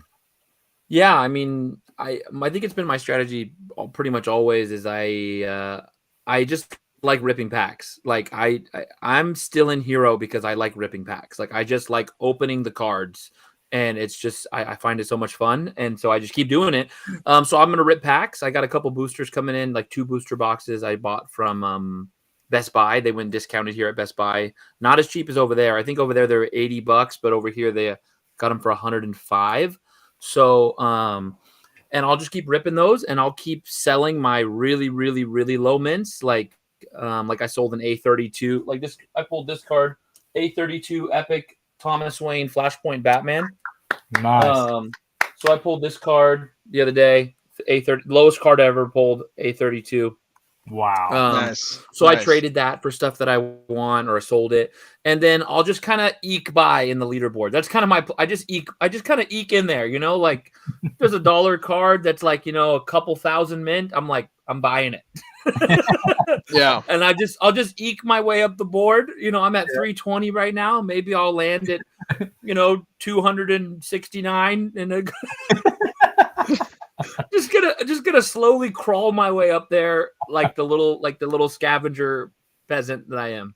Oh man, that's good. Well, a plan is a plan regardless of how you do it, right? So, and I think that's the cool thing. But yeah, so you try and get to what position did you say you were in? To what? I'm in 320. 320. All right. 250 is reachable, dude. It's so reachable. Make it happen. Make it happen. Nice. Make it happen, man. That's it. All right, let's have a look. Here we go. Is that good? Yeah. Yeah, that's good. All right, guys. Here we go. You all have been asking for it. There we go. Let's zoom out a bit. On my phone, we're going to zoom out. I'm hoping. Well, that's a bit too zoomed out. I thought your fingers are going to be all bloodied up and taped now because of how many cards, like paper cuts, just constant. Still using scissors. Still using scissors to cut this damn thing up. Here we go. I've opened it. I've broken the seal. You could at least switch to a pocket knife. You know, a little more manly. Yes. These aren't see-through. They obviously come in the silver packet. I forgot about these ones, so they come in the silver packet. My God, that is thick, dude. Look how thick that is. There's gonna be a bat cowl in there. I was gonna say, if this is an absolute dud, it's not my fault for telling you to open it, dude. If it no, is, it's I'll take the blame. All right, you're Richie's buying fault. a new pack. All right, blame Richie. He's not here. Yeah, he's not here. Blame him. What would Richie do? That's all you got to ask. What would Richie would open? What would Bomber do? He would open. It would just burn. Bomber That's true. I would just let it in the pack. Just yeah. That's what he's going to end up basically doing. All right, guys. So listen, guys. Let me know in the chat. What do you think we're going to get? Are we going to get a single digit, a double digit, or are we going to get a mythic? Yeah, or are we going to get a Batman card? Actually, we are going to get a Batman card because Batman's coming. It's going to be a single digit Batman card. That's what it is. All right, guys. Here we go. I think is there 36 cards in this pack? 31. Here we go. If you guys don't know, 31 cards in this pack. And there's a chance of 1 in 13? 1 in 13 packs to get a mythic. What's happening? Premium guaranteed. What's it smell like? I was going to say, everyone get ready to scan his mythic if he's got it the wrong way around. Yeah, exactly. Go ahead. Yeah. All right. Here we go. My special scissors. All right. Come on, guys. Let's do this. Let's make sure it's the right way. Imagine, right? Good man. Oh, I'm taking it off camera because I don't trust myself. Okay, yeah, I got it the right way. Hold up. Get him. Just kidding. All right, guys, here we go. Okay. That's how I feel right now. Like I'm sitting just like that, waiting. Oh, damn. All right, let's try and zoom in a bit more. A1 Action Comics there we go. Coming. Let's do it. Guys, let's do this. We have got our, oh my goodness me. Is this right? Am I seeing this? We've got 85 people in the chat right now. Let's go. Is that right? No. That's what the power of pack opening does. You know? No way. Is there 65 people?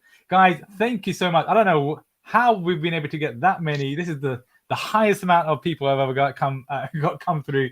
Thank you so much. Nice. Guys, we are about to open up a Genesis pack, which has 31 cards in there. Fingers crossed, we are gonna do amazing. All right, are you guys ready?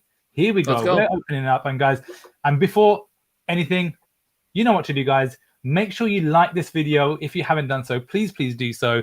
And at the same time, whilst you're at it, sub away. If sub away to the channel would really help us grow this channel. We want to get to 1,000 subs, guys. That's the plan. And yeah, we've got about, I think we're around 720 subs so far. Let's get to 1,000, and we could really do with the help. And hey, if you do sub, we're gonna get some cool animation like this, just like that. Here we go. I didn't see an animation, but I'm going to guess. Out as well. Thank you, guys. Thank you for everyone for tweeting it out. Really appreciate it. All right, guys, here we go. This is our Genesis pack. What is it that we're going to have in this pack? Ready? Darkseid at min number 29,000. Darkseid again, 46,000. Krypton at min number 23,000. The Brave and the Bold, 13,000. 4-digit guys, min number 3083, Detective Comics. Cyborg at 14,000. Apocalypse at min number 3715. We then have Bane Breaks Batman, min number 4302. Wonder Woman at 25,000. The Flash at 17,000. Oh my goodness me, these are high mint numbers, aren't they? Especially because they're chapter 1. The Batman at 40,000.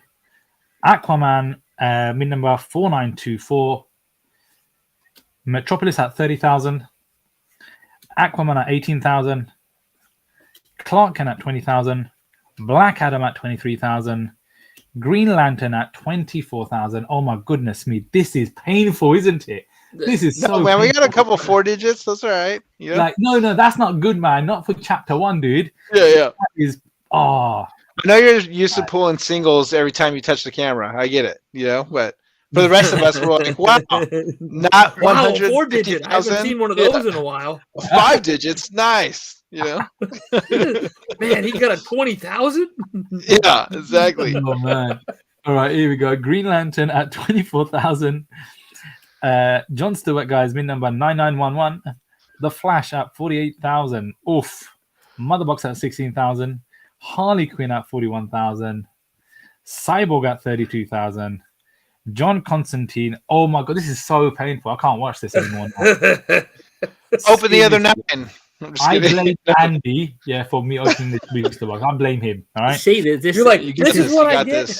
This is what you get for opening the one you got for free. They got it, couldn't you got it, give don't these worry. cards away. They You were guys like, gonna we'll just eat give these Wazza words. all these. Exactly. John Constantine at 9,000. Black Manta at 17,000. Green Lantern at 47,000. Death of Superman at 13,000. Oh, the panel. The panel. Just look at these min numbers.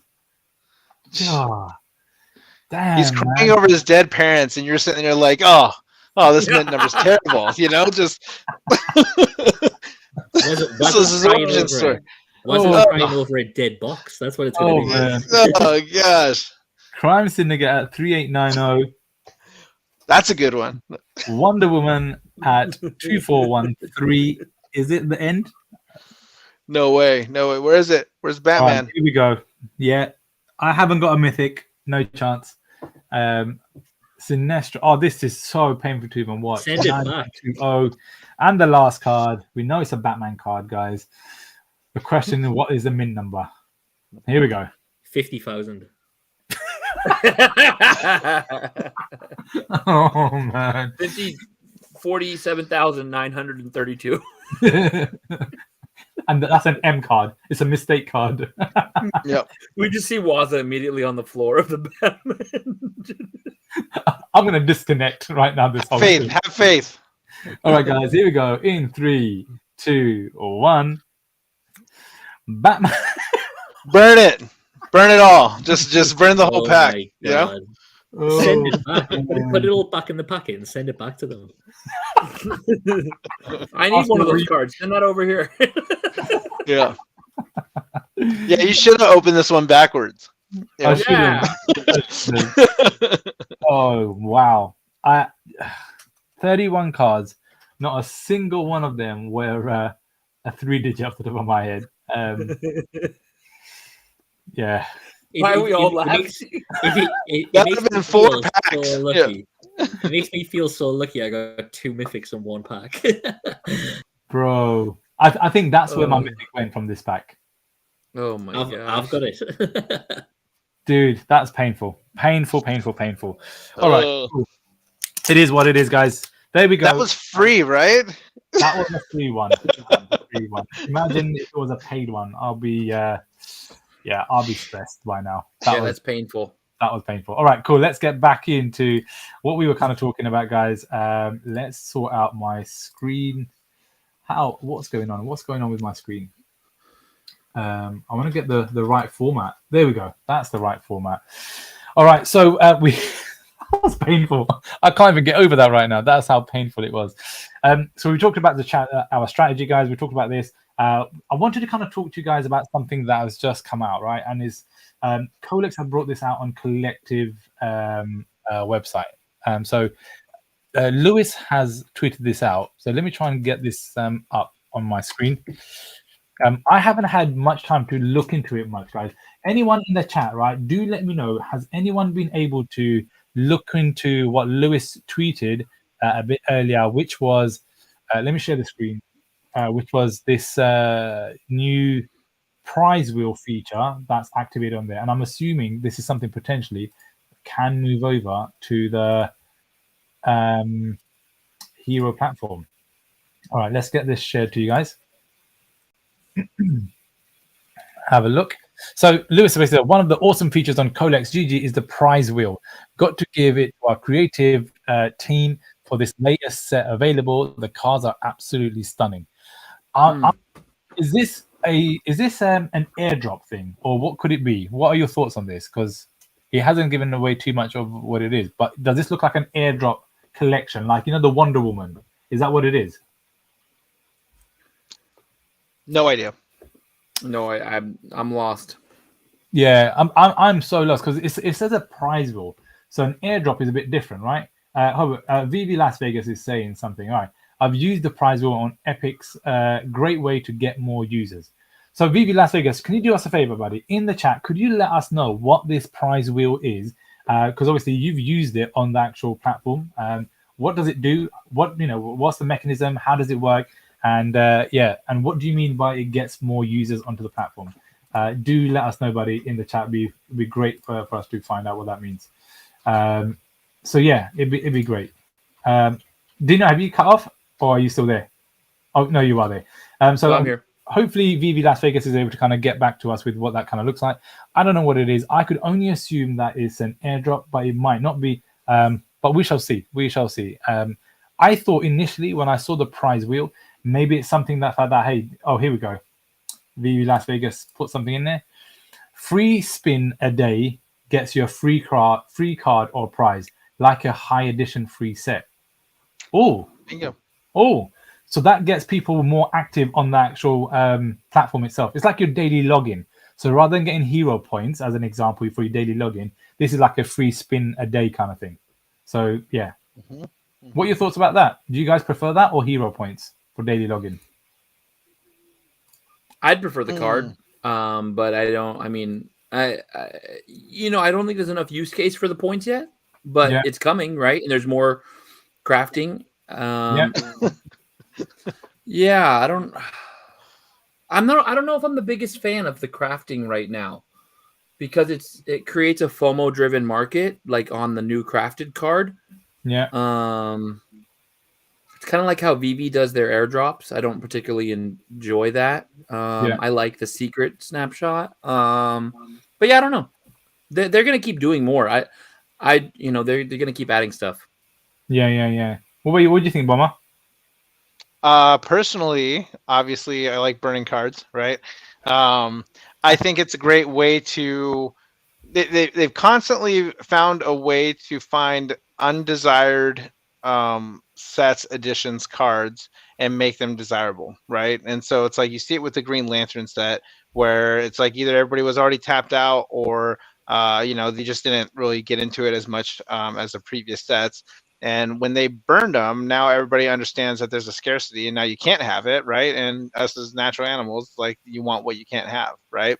And so, like, case in point, everybody looks at those D1 Batman and Riddler, and both of those sat at, Riddler was around 1800 for over a month.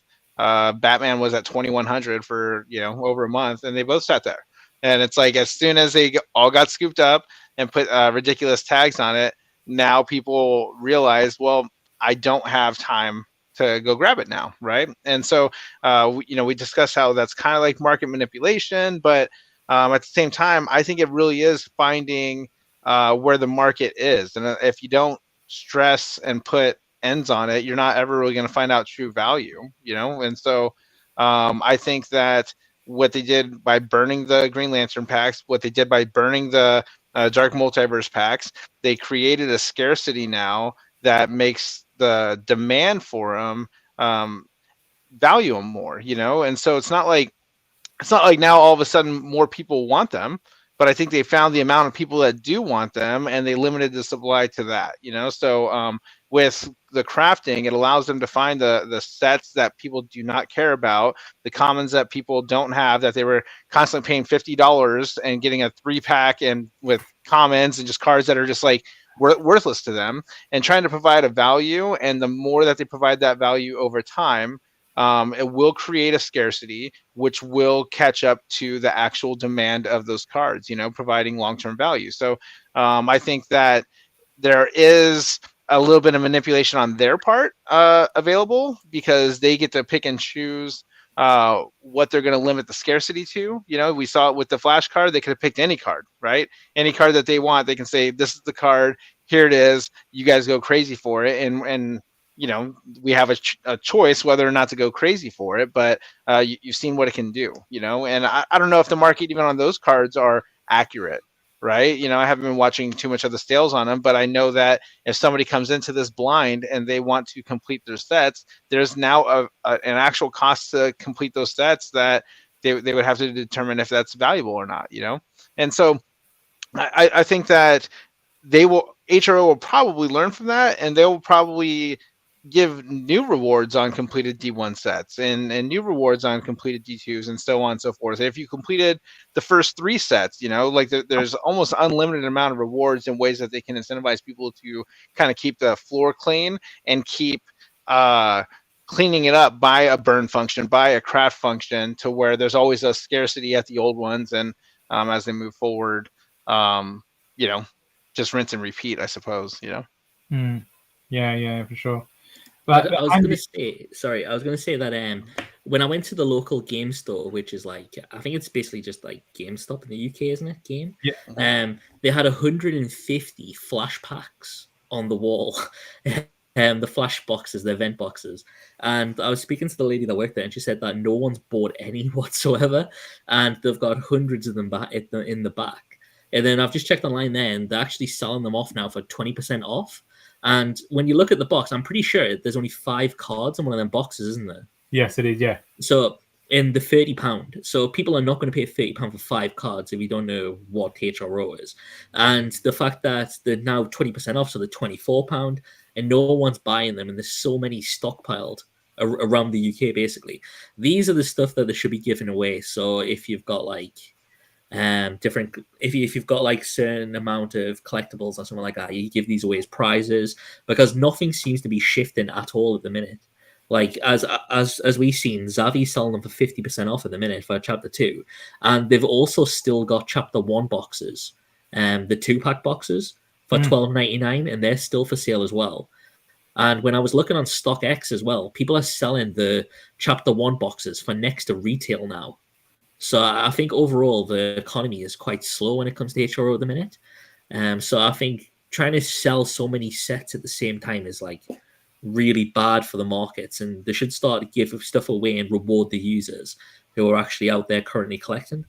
I think I see where you're coming from for sure. I think for chapter 3, the one good grace, I think, and one thing going is, well, 2 things actually. Number 1 is the mint size is going to be smaller than chapter 2, so that's one good thing in moving the right direction. It's not going to be as low as chapter 1, but less than chapter 2. Second part is there's going to be more countries that it's going to be going out to. I don't know if it's going to coincide in line with chapter 3 launch, but it's going to be sometime in the very, very close proximity time of when chapter 3 comes out. So then that basically means actually the scarcity then kind of potentially could be in the same range as what chapter 1 may be. I don't know. I'm just only assuming. But I think it's one of the ones where there needs to be enough scarcity, but not to the point of where people are camping outside of Walmart or elbowing each other on the aisle and trying to, stalk the guy that obviously is stacking the actual boxes. So, because then that becomes quite difficult, right? Because then, yes, the scarcity is there and it drove the market value and everything. But, if you're trying to get new user acquisition onto the market, onto the platform, then you need to have something out there rather than nothing. So it'd be interesting to see how they sort of have that blended. Do they do it in such a way the fact that actually they don't give all the stock out in one go? They sort of drip, feed it in. For example, how they did the Prime drink, right? Especially in the UK, it's just crazy. Like, dude, it's freaking crazy. The Prime drinks, they get sold for £3 in the supermarkets. There's such limited amounts, and rather than obviously them putting the whole stock out, they put maybe a case out, and everyone comes in, buys it, and then they'll end up putting it on eBay for around about £20-30. I mean, you've like literally, 2x, your money easy, more than 2x. I mean, more than 20x your money easily. So it's more the fact that are they going to have that right supply and demand, but also at the same time making sure the scarcity is going to kind of be there. And I think if they could nail that and make sure the fact that when the new countries get announced, they also get the retail packs as well, not just the digital. Because what do they do when they announce new countries? They only get the digitals first, and God knows when they end up getting physical. So I'm going to say I paid £300 for my first Chapter 1 booster box when they were retailing at like 120. So I got absolutely scammed. Wow. Yeah, I think I was around like 250 or something like that. Yeah. Wow, I should have sold it to you guys then, shouldn't I? I had around about 50. I mean, I don't think I had a pack as bad as that Genesis one you just opened, but I still felt it, so. Hit a man when he's down. Keep kicking And it's free. Yours is free. So. Wazza's not going to sleep tonight now. He's going to be haunted by that pack. He's going to be opening those other packs. Just 9 other packs back there. I'm going to open up another booster pack just to make up for it right now. You know that? Do it. Not now, because we'll be here all night. But I think, you know what, it's I guess we want to see that good balance just to make sure there's healthy competition, the scarcity, that that first initial hype that we had. How can we potentially get close back to that again? And I think that'd be pretty dope. But again, I think rather than trying to rinse, repeat, what else can we do? And I think we so desperately need burning on hybrid. We definitely need it. Honestly, I will tell you, I will be burning every Thursday as many. Trust me, I got a ridiculous amount of high mints. I'll be burning all day. I'll beat your half or quarter of a million points that you've got, dude. Don't you worry about that.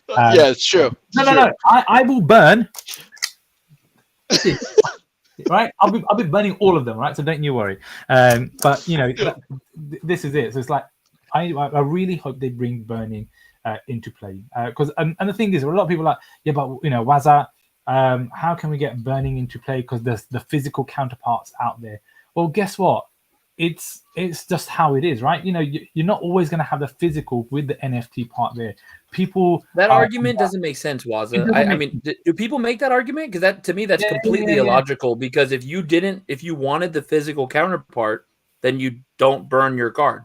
Yeah, basically, literally it is that. But also at the same time, how many people are trading on the NFT platform? Well, it's already disassociated, from the physical to the NFT anyway. And people just don't send their physical. Like, I will never ever send if I ever sell my NFT of my mythics, which I don't, but if I ever did, I will never ever send you my mythic cards, like the physical, because I've got them PSA graded. That's an additional, cost as it is, right? So I think for me, like I was saying, is in one of the meeting, or like I think one of my live streams, is they could potentially have a mechanism where actually they could. If you burn your NFT, I'm just making like some easy numbers, right? Easy maths. If you burn your NFT on hybrid, you get 10 points. If you burn your physical, but the only way to burn your physical is by sending it to their head office or going into like an event, like Comic-Con, etc., where Hero booth is, etc. If you burn your physical and they are the ones that are doing it on their system, you then get 20 points, right? But if you do both of them together, you get 50 points. So you get an additional 10 points. I'm just giving an easy number to kind of work with. It could be whatever, right? But then that's the way to kind of, I guess, have hybrid, used in the best way that you can. Because a lot of people are going to be like, yeah, but Wazza, I don't have my NFTs anymore, but I've got a box load of my physicals. Hey, you could still benefit by burning. Hey, or actually, you know what? That's going to then create that scarcity in the real world. Yeah, in real world, that's going to create this absolute scarcity. And then remember, you could also see that on the platform, right? Because you can see on the back of the card on the platform how many has been burnt physically. They could also have that system. And also at the same time, if someone only has the NFT because they don't have the physical, you could also burn that and get points. So it's a win-win. They just need to be able to, that physical burning, how do they bring that into place is going to be a massive operational nightmare. That's the biggest problem I see them kind of having. Because, hey, you know what? I now want to send my card in for burning. Do I send everything to the US? man, that's going to cost me an arm and a leg, right? Or do they have it in different parts of the world? So you got a place in the US, a place in the UK, a place further down into Europe, one in Canada. I mean, they've got to have different places, but I don't know what the answer is. What do you guys think? Crafting, so burning on physicals. What are your thoughts? Do it. There's no reason not to. There's literally zero reason not to. Yeah, I think the events thing, there might be something to that, because if you had to go to like an actual sponsored event or something like that to be able to capitalize on the burning, and you're essentially just doing trading, which like GameStop and stuff has done forever, right? So it's like somebody can come in there and be like, oh, here's my 5 old games that have very little value, and you're giving me credit in your shop for new items, so it's like at these different burn events, you can basically say, bring your old cards and then swap out brand new packs for whatever new hybrid series they are, and it would almost be like straight trade for, give me 50 cards, I don't care which ones they are, and then you get a new random pack, so but the whole physical burning of it, I think the difficult part of it, and it might not even be that hard if you're just scanning the back of the card just to read the information on it, and then include that in their database of like which physical cards have been burnt. I don't know. I mean, the point of that would be, I guess, just to create more scarcity as well. I just feel like there's so many more physical cards that'd be very, very difficult, and you'd have to have like high numbers of burning to find any real value in it, I guess. And if you're, but I think that the events is probably where you would want to do that, so that way there's, you're selling event tickets also, to capitalize. So yeah. Or at the same time, you could definitely do the burning at the events. But imagine, actually, this is another interesting idea, right? What if you're at an event, right, and it's a 3-day event? I then potentially like go into day 1, and actually I want to trade my physical cards, and my NFT, and they could have maybe like 3 screens inside their booth, and it's like a rotating thing. So I go in there and I list it, looking to trade this card, this mint number for X. And then, you know what? You come on day 3, and then you see on the screen, actually, that's what you want. You know what? I could then go in there, message you in that thing, and then I'm still there at the event, or I could come back to the event and actually do that. That's another great way in order to kind of do some kind of trading, right? And whatever it may be. I don't know. I'm just thinking of some random ideas how it's going to be utilized. So I don't know, but we definitely want burning to happen on hybrid. Hero, make it happen, please. Like seriously, we have way too many NFTs sitting on the $1 mark. We need to kind of move it. We need to burn it. We need to have a burning party on Thursdays, because I'll definitely be part of it for sure. So that's that. Anything else you guys want to talk about? Because I have been talking quite a lot, and I know I could carry on talking. Do you guys have anything much you want to go? Oh, DD8. That's it. Forgot about that. DD8. Any news? Does anyone know anything about DD8 that you might want to share? Yeah. I got nothing. Yeah. Andy? I've got nothing whatsoever. Actually, I do know, but I will. You guys are going to have to send me your Chapter 2 mythics and your event mythic to find out. Event mythics go to me first. I'll filter them for bomber. He will then rent it out to you. Yeah, and then I'll tell him, and then he'll tell you. Yeah, I'll rent. Yeah, it will filter. We'll filter through. It won't make it through the filter, but there's a filter. Yeah. So the question is, right? So we've not had anything in February, right? Apart from obviously having DD7 in essence finish, but the question is, when is DD8 going to be coming out, right? Because normally it's a monthly drop. There's not been a monthly drop in Feb, correct? Mm-hmm. So what's going on? What is happening? And I think I think we got MJ Games 7. He's saying, I got news. It's going to be lit. Man got me there. Man definitely got me there. So I think DD8, normally everything's happening. Like there's something happening every single month, but DD8 hasn't happened. What do you guys think DD8 was going to be about? Are they going to keep, are they going to bring, or sorry, not bring, are they going to keep the deal packs, do you think? And do you think that kind of worked? Yes. Yeah, I think it definitely worked. Yeah. Andy, did you buy any digital packs? I No, did, yeah. I Yeah. didn't. So I think it worked for everyone in terms of the digipack. So I'm hoping this will kind of keep that. The question is the artwork. What could it be? Because DD7, like you said, Dino, Harry is Potter. one of the ones that are. What's that? Terrible? No. Yeah, he's saying it's terrible. Everyone floor your thing so he could buy it off the floor for you guys. Harry Potter. No, I said Harry Potter. It's gonna be. Oh, it's going to be Harry Potter. It's gonna be Pokemon. Yeah, when Pokemon, hashtag. Everyone start tweeting on Hero, spam them when Pokemon, and then tag us all in. But the thing is, right? DD7 has been such an amazing drop. You know, DD1 is always going to be the best, the creme de la creme. DD7, Dino, I guess, you know what, I'll pass it over to you, you know, because you were saying a bit earlier, you believe it to be potentially one that people are sleeping on. I mean, do you want to elaborate more on that? Yeah, I mean, I think it just needs. I mean, I have a ton of DD7 for that reason, right? So obviously, you know, just as a disclaimer, but I think I just throw it out there as this. I think everyone needs to do their own research on what DD7 represents and what the other sets represent.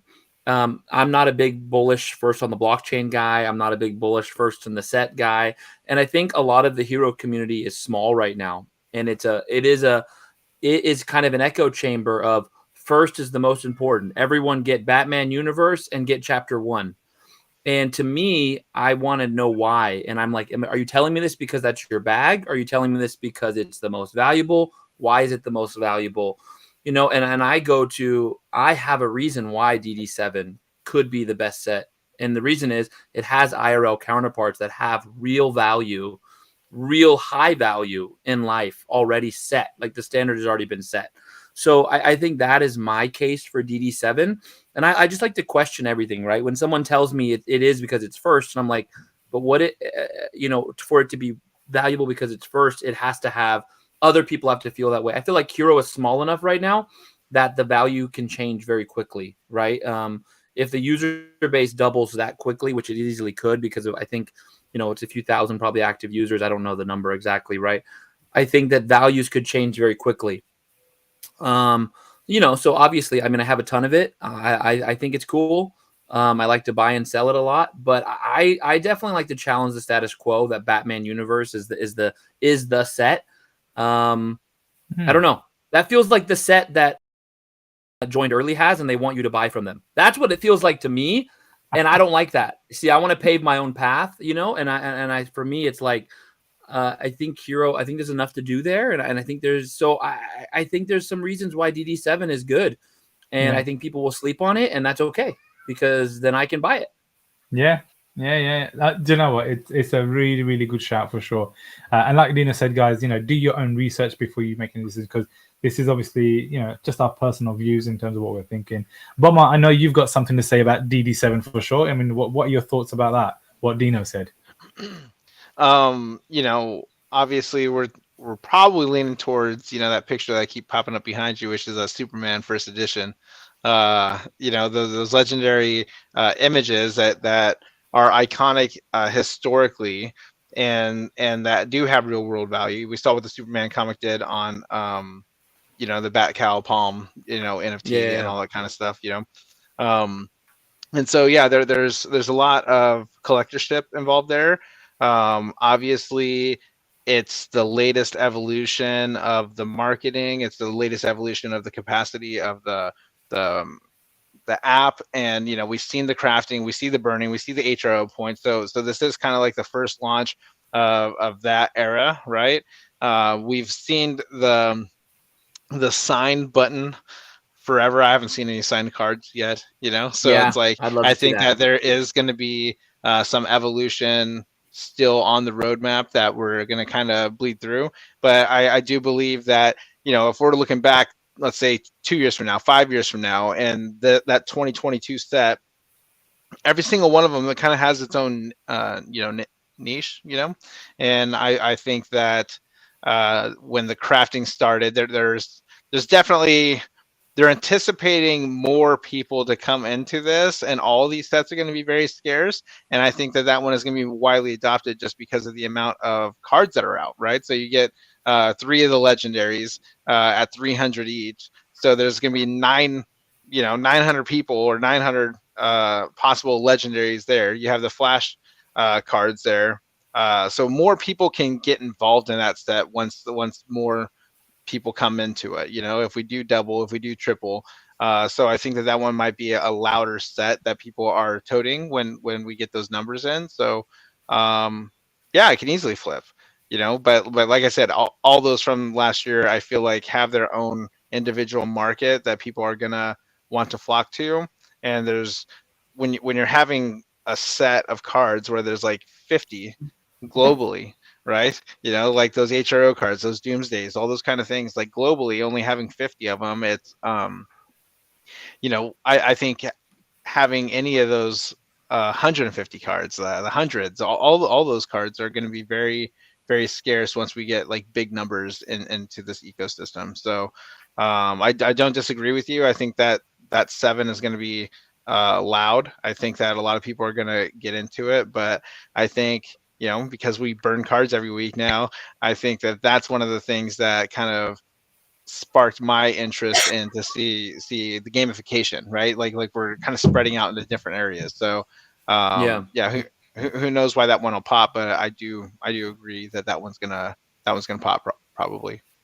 I like the discussion. I mean, to me, there's no right answer. I just like to challenge the status quo, right? It's like, do I want, and I'm not saying, the pieces that someone has is bad, but just to, for a hyperbolous example, do I want 50 of something that's trash, or do I want 300 of something that's a mega grail, right? You know what I mean? Like, I would rather have the mega grail, even though there's more of it, because there's things I think to be considered than just like, okay, 50 things that have manufactured value. Because if you look at the sale prices, technically it is a manufactured value. The floor price is a flex. The floor price, it's honestly, the floor price has to be actually a manipulative floor price, because you don't have a $30,000 badge of honor with 50 holders. There's no way there's 50 people holding that, probably, or there's got to be someone that has a bunch. There has to be some type of group where they decided we're going to make it 30 grand. I don't know. I don't see that happening. I know 50 is scarce, but $30,000, for a badge of honor. And I'm like, poking the hero bear, right? Because I know the badge of honor is a big deal, that one. But I just think that there's got to be questions about, like, because we have sale history too, right? So we don't actually have sales above, what is it, like $2 grand on that? Maybe it's $3 grand on that one. The Riddler is like above average, about 1,000. So I like the pieces. And so if you believe in first on the blockchain and origin stories and like first set, then that piece is going to have value. And a lot of people do. If you're falling into my boat where you kind of land more in the IRL counterpart value, and first on the blockchain, I think is not as valuable, because I think what matters is what platform wins. If Hero wins the platform battle, which I think they have a good chance of doing because they have an incredible platform, I don't think it matters that VeVe has so many first appearances, or Palm has the staples on their comic books that Andy loves, because I don't think it, because Hero will win the platform, right? And people will want to collect on the platform they enjoy. They're going to want to collect on the blockchain that's most prominent. So that's just kind of my evolved opinion. Like, in evolved meaning, like, I've changed a ton. That's what I mean. Like, my opinion changes, like, it flows with what I see. But I just think it's a good question to ask, instead of like just going like, okay, chapter 1 and Batman universe is the grails. And I'm like, okay, but why are they the grails? Nice. Yeah, Andy, what are your thoughts about what Bomber and Dino said? Mate, I can't even think. I'm falling asleep. It's the staples. It's already way too Staples. Again, flashbacks of the staples. That's what it is. He's triggered. He's over there. It's like it's twitching already. But I would say that like the HRO platform itself, from when it first like launched, has been so far ahead of the other platforms out there, like VeVe. Like, we've been waiting. I first got into VeVe in 2021 February, and that is like the promises that they were meant to deliver, like with the MCP and everything like that was going to be coming out. All of that actually came out with HRO from the start. so you automatically calculate, you're on high scores and stuff. And I feel like the platform itself is like a lot easier to use than a lot of NFT platforms out there. So I think it has got the first mover advantage of being the most easiest platform to use, with a lot of the tools a lot of these other platforms are struggling to implement. So I think it does stand out, but I think the only thing that lets it down is like I feel like they release too many sets and too many digital collections for how much of a user base it actually has. So they should really stop trying to overflood the market and just focus on the core principles at the minute. Because we are starting to see that with VeVe as well. Like they are starting to load so many NFTs out at the minute and collectibles that there's not enough market for it. So I feel like they need to think about strategy and think maybe we should scale back a little bit now and try and expand later on in the year once it starts to pick up again. Agreed. Good points. Good. Really, really good points, guys.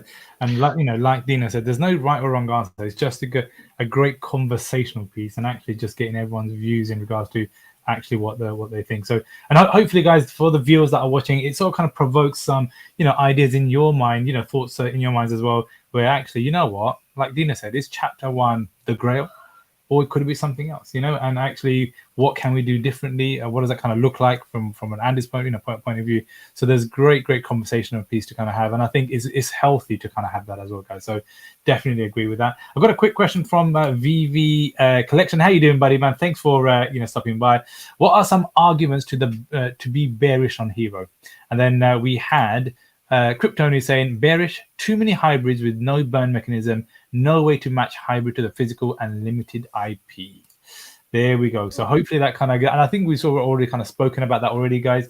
I think don't get me wrong, Hero and colleagues have done an amazing job where they've kind of got to. I think to move forward. I think what Andy kind of said is maybe take a step back, right, and actually strategize, think about what the future kind of holds, and then take it from there. And I think what I'd like to kind of know what the next IP is going to be for sure. Even if they kind of don't tell us the actual IP, brand. Hey, do you know what? This is what we're going to kind of look into kind of do. What does it kind of look like? And it's a fresh. I guess a fresh outlook on 2023. We're only in February, or end of February. It'd be great to kind of see. Do you know? I'll be honest with you. I'd love to see another IP on the platform this side of the year. 100% would love to. I'd be disappointed if it isn't, but I'm very bullish to kind of see it happening on this side of the year. What if they get into other Batman movies, like historic ones? What if they pull out like the Tim Burtons? What if they pull out the Batman Forevers? What if they pull out like clips from those scenes and stuff like that to kind of expand on, in their own IP, Because there's like, you're also talking about the age group that would be excited about that collectorship, right? They have like those iconic scenes, those iconic meetups, the Jack Nicholsons, the Michael Keatons and stuff like that. Like that would be a neat thing within their own wheelhouse as far as being able to expand. I know it's away from comics, like where I feel like a lot of this is all comics right now, but they're already showing you the movie scenes, right? From new movie scenes. So it's like those would be easy throwbacks. Yeah, pretty easy throwbacks. I would uninstall that app. Them films are so trash. You don't want to see that giant gun come out, the Jack Nicholson Batman scene, come on. I was going to say earlier, which would trigger all three is that I haven't actually watched Black Adam, and I think Shazam is one of the worst superheroes in existence. Wow, good man. You didn't miss much. I haven't watched it either to know if it is. But I have watched Black Adam and Shazam. I think I watched like the first one. I think I watched maybe 10-15 minutes. And I was like, do you know what? Let me just put on a cartoon for my daughter. I literally thought by mentioning that I might have triggered all three of these. But it's actually nice to see we all agree. I haven't even watched Harry Potter though, so just in my opinion means nothing. You need to watch Harry Potter, bro. It's gonna change your life. I've heard of it. Yeah. Oh my god. I saw one of the Lord of the Rings. Yeah. What? I must Harry Potter at least once a month. Like it wasn't even the first Lord of the Rings. Wait, in the middle, yeah. Wait, you've never watched Lord of the Rings? No. And what was the other big one that everybody was all about with on HBO recently? What, The Last of Us? No, well, yeah, I haven't watched that Oh, either. I Game really of don't watch Thrones. it. Homer doesn't watch TV. Yeah, Game I of really Thrones don't. was Have massive. you guys heard Homer of just Coco burns Melon? cards. Like, I watch a lot of Coco Melon. You know, like my daughter loves that. He's just Yeah. over there burning cards Yeah. all day for Yeah. entertainment. He just sits Constant. there, just burns. Yeah. I'm actually amazed. Like I've never met anyone that hasn't watched Lord of the Rings. Yeah. In the flesh. In the Homer. flesh. I think I saw the second one. I'm like, did they really just walk for 3 hours? Like, is this the movie? You know, like I'm out. Yeah. I have to ask a question, right? Dino, where did you buy that digital display? Because I really like it. I want to get one. I was wondering that too. Yeah, no, I just got it off Amazon. So I mean that it's definitely. I'm not like a purist NFT guy, as you guys can tell. Like, hey, I don't care about first on the blockchain. It's just a digital screen, right? So find your best deal on a digital screen, and screen record or screenshot your NFTs. Just like everyone says we should do. Right click, screen it, save them, and put them up there. And yeah, so for these ones, these are video recordings because I wanted to catch the animation.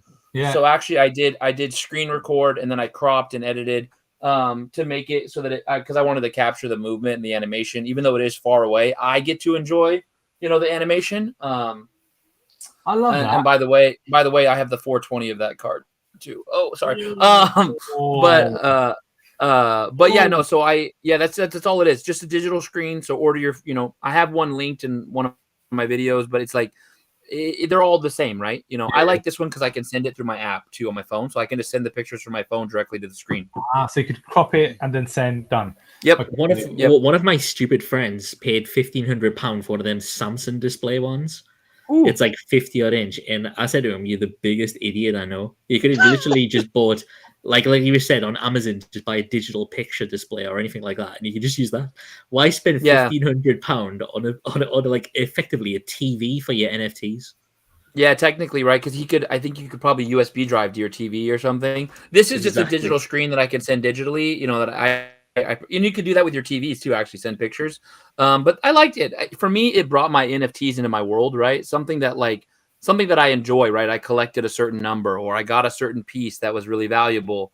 Like that piece right there is that's a $400 or $500 piece on VeVe, right? If you guys all do VeVe, and I have the 1337, so I have the elite number on it, and so for me, like that's fun, right? And I spent money on it, and so now I get to enjoy it in my house. Yeah. I like it. That's what I thought. Let me. I'm learning something new today. That Dino's a VeVe nerd. Dino's a licensed NFT nerd. I do all the licensed platforms. I'd actually sold all my VeVe NFTs and just hold the Omni token. Yeah, you're a good man. You're a good man. I've sold most of mine too, but it's just so freaking. You know what it is? It's the fun, right? I don't have a ton of bag anymore over there. I mean, I have some, but I sold a lot of my bag. But I just enjoy it, right? It's all fun. I've made a ton of friends through this. It's just fun, right? It just becomes it's like a hobby now. Yeah, for sure. All right, guys. Well, listen, we've passed our 2-hour mark. It's been great talking all things Hero. Thank you everyone in the chat, obviously, for tuning in. We've had an awesome time. Obviously, we've got Dino, the man who loves to floor his NFTs. There we go. Nice. Had to get that merch plug-in, right? And obviously we've got the Bomber who does his weekly burn mechanism every Thursday on Spaces on Twitter. So make sure, guys, you do tune in alongside Richie, who also does that, and BlockchainAndy, phenomenal guy. I'm hoping to meet Andy once in my lifetime, because apparently he's not just a blank screen. He actually exists in real life. He's not an AI, from what I've been told. Dude, it'd be super dope, man. Maybe at one of the conventions in London or something like that. It'd be super dope to kind of meet you. The amazing thing is, fun fact, everyone expects us to be quite tall, but I'm actually 5'7", so I'm very very short, man. All good, dude. It's all good. Trust me. I've met Dino in real life. Yeah, I've met loads of people in real life. And Dino's actually 6 foot. No, I'm joking. He's not. My beard is. Yeah, the beard is. It's the beard that gives it away. Honestly, guys, thank you to my guests for obviously coming to the show, guys. As you guys know, we do these Hero Roundtable every 2 weeks because it gives us enough things to kind of talk about all things Hero. There's hopefully by the next time we talk about things in 2 weeks' time, guys. 2 weeks' time from now. What date is that, guys? Let's have a quick look. It's going to be the 12th, yeah? So on the 12th is going to be the next Hero Roundtable. By that time, guys, we should be having conversations about Chapter 3. We should be knowing more about Digital Drop 8, what's happening with that. Hopefully some new features that we're going to be able to kind of look into. That's what I'm looking to kind of do. And hopefully we'll be bringing you guys some more content in regards to it. As you also know, on a daily basis, guys, I'm doing a pre-recorded video currently right now. Maybe once in a blue moon, I'll be doing a live of a Chapter 2 booster box opening. That's happening. The pre-recorded video goes out every single day at 9 p.m. UK time, which works out to be about 4 p.m. Eastern time, or that's 1 p.m. Pacific time. So that gives you your Hero Daily Fix, guys. So make sure you tune in, because I kid you not, there are some amazing booster boxes. It's phenomenal. And hey, they're not 3 digits. They're not even 2 digits. 1 digit. Whoa. Come on. See? So, Yeah. Yeah, absolutely. You got. He's over here complaining about his Genesis pack pulling A1s. Yeah. Don't worry, guys. I'm gonna burn these bad boys. Don't worry about them. Yeah. Nice. And make sure, guys, you watch them. It's a month and a half worth of content, guys, that we've got for you guys. So please enjoy them. But until the next time, guys. Firstly, thank you to my guests. Thank you to all my viewers that have tuned in. Please like the video. Make sure you sub to the channel as well, because we've got some more content coming along the way. Until next time, guys, keep on ripping them Hero booster boxes, awesome packs, and be safe. Keep on burning. See you later. Yep. Appreciate it, man. Thank you. Later, guys.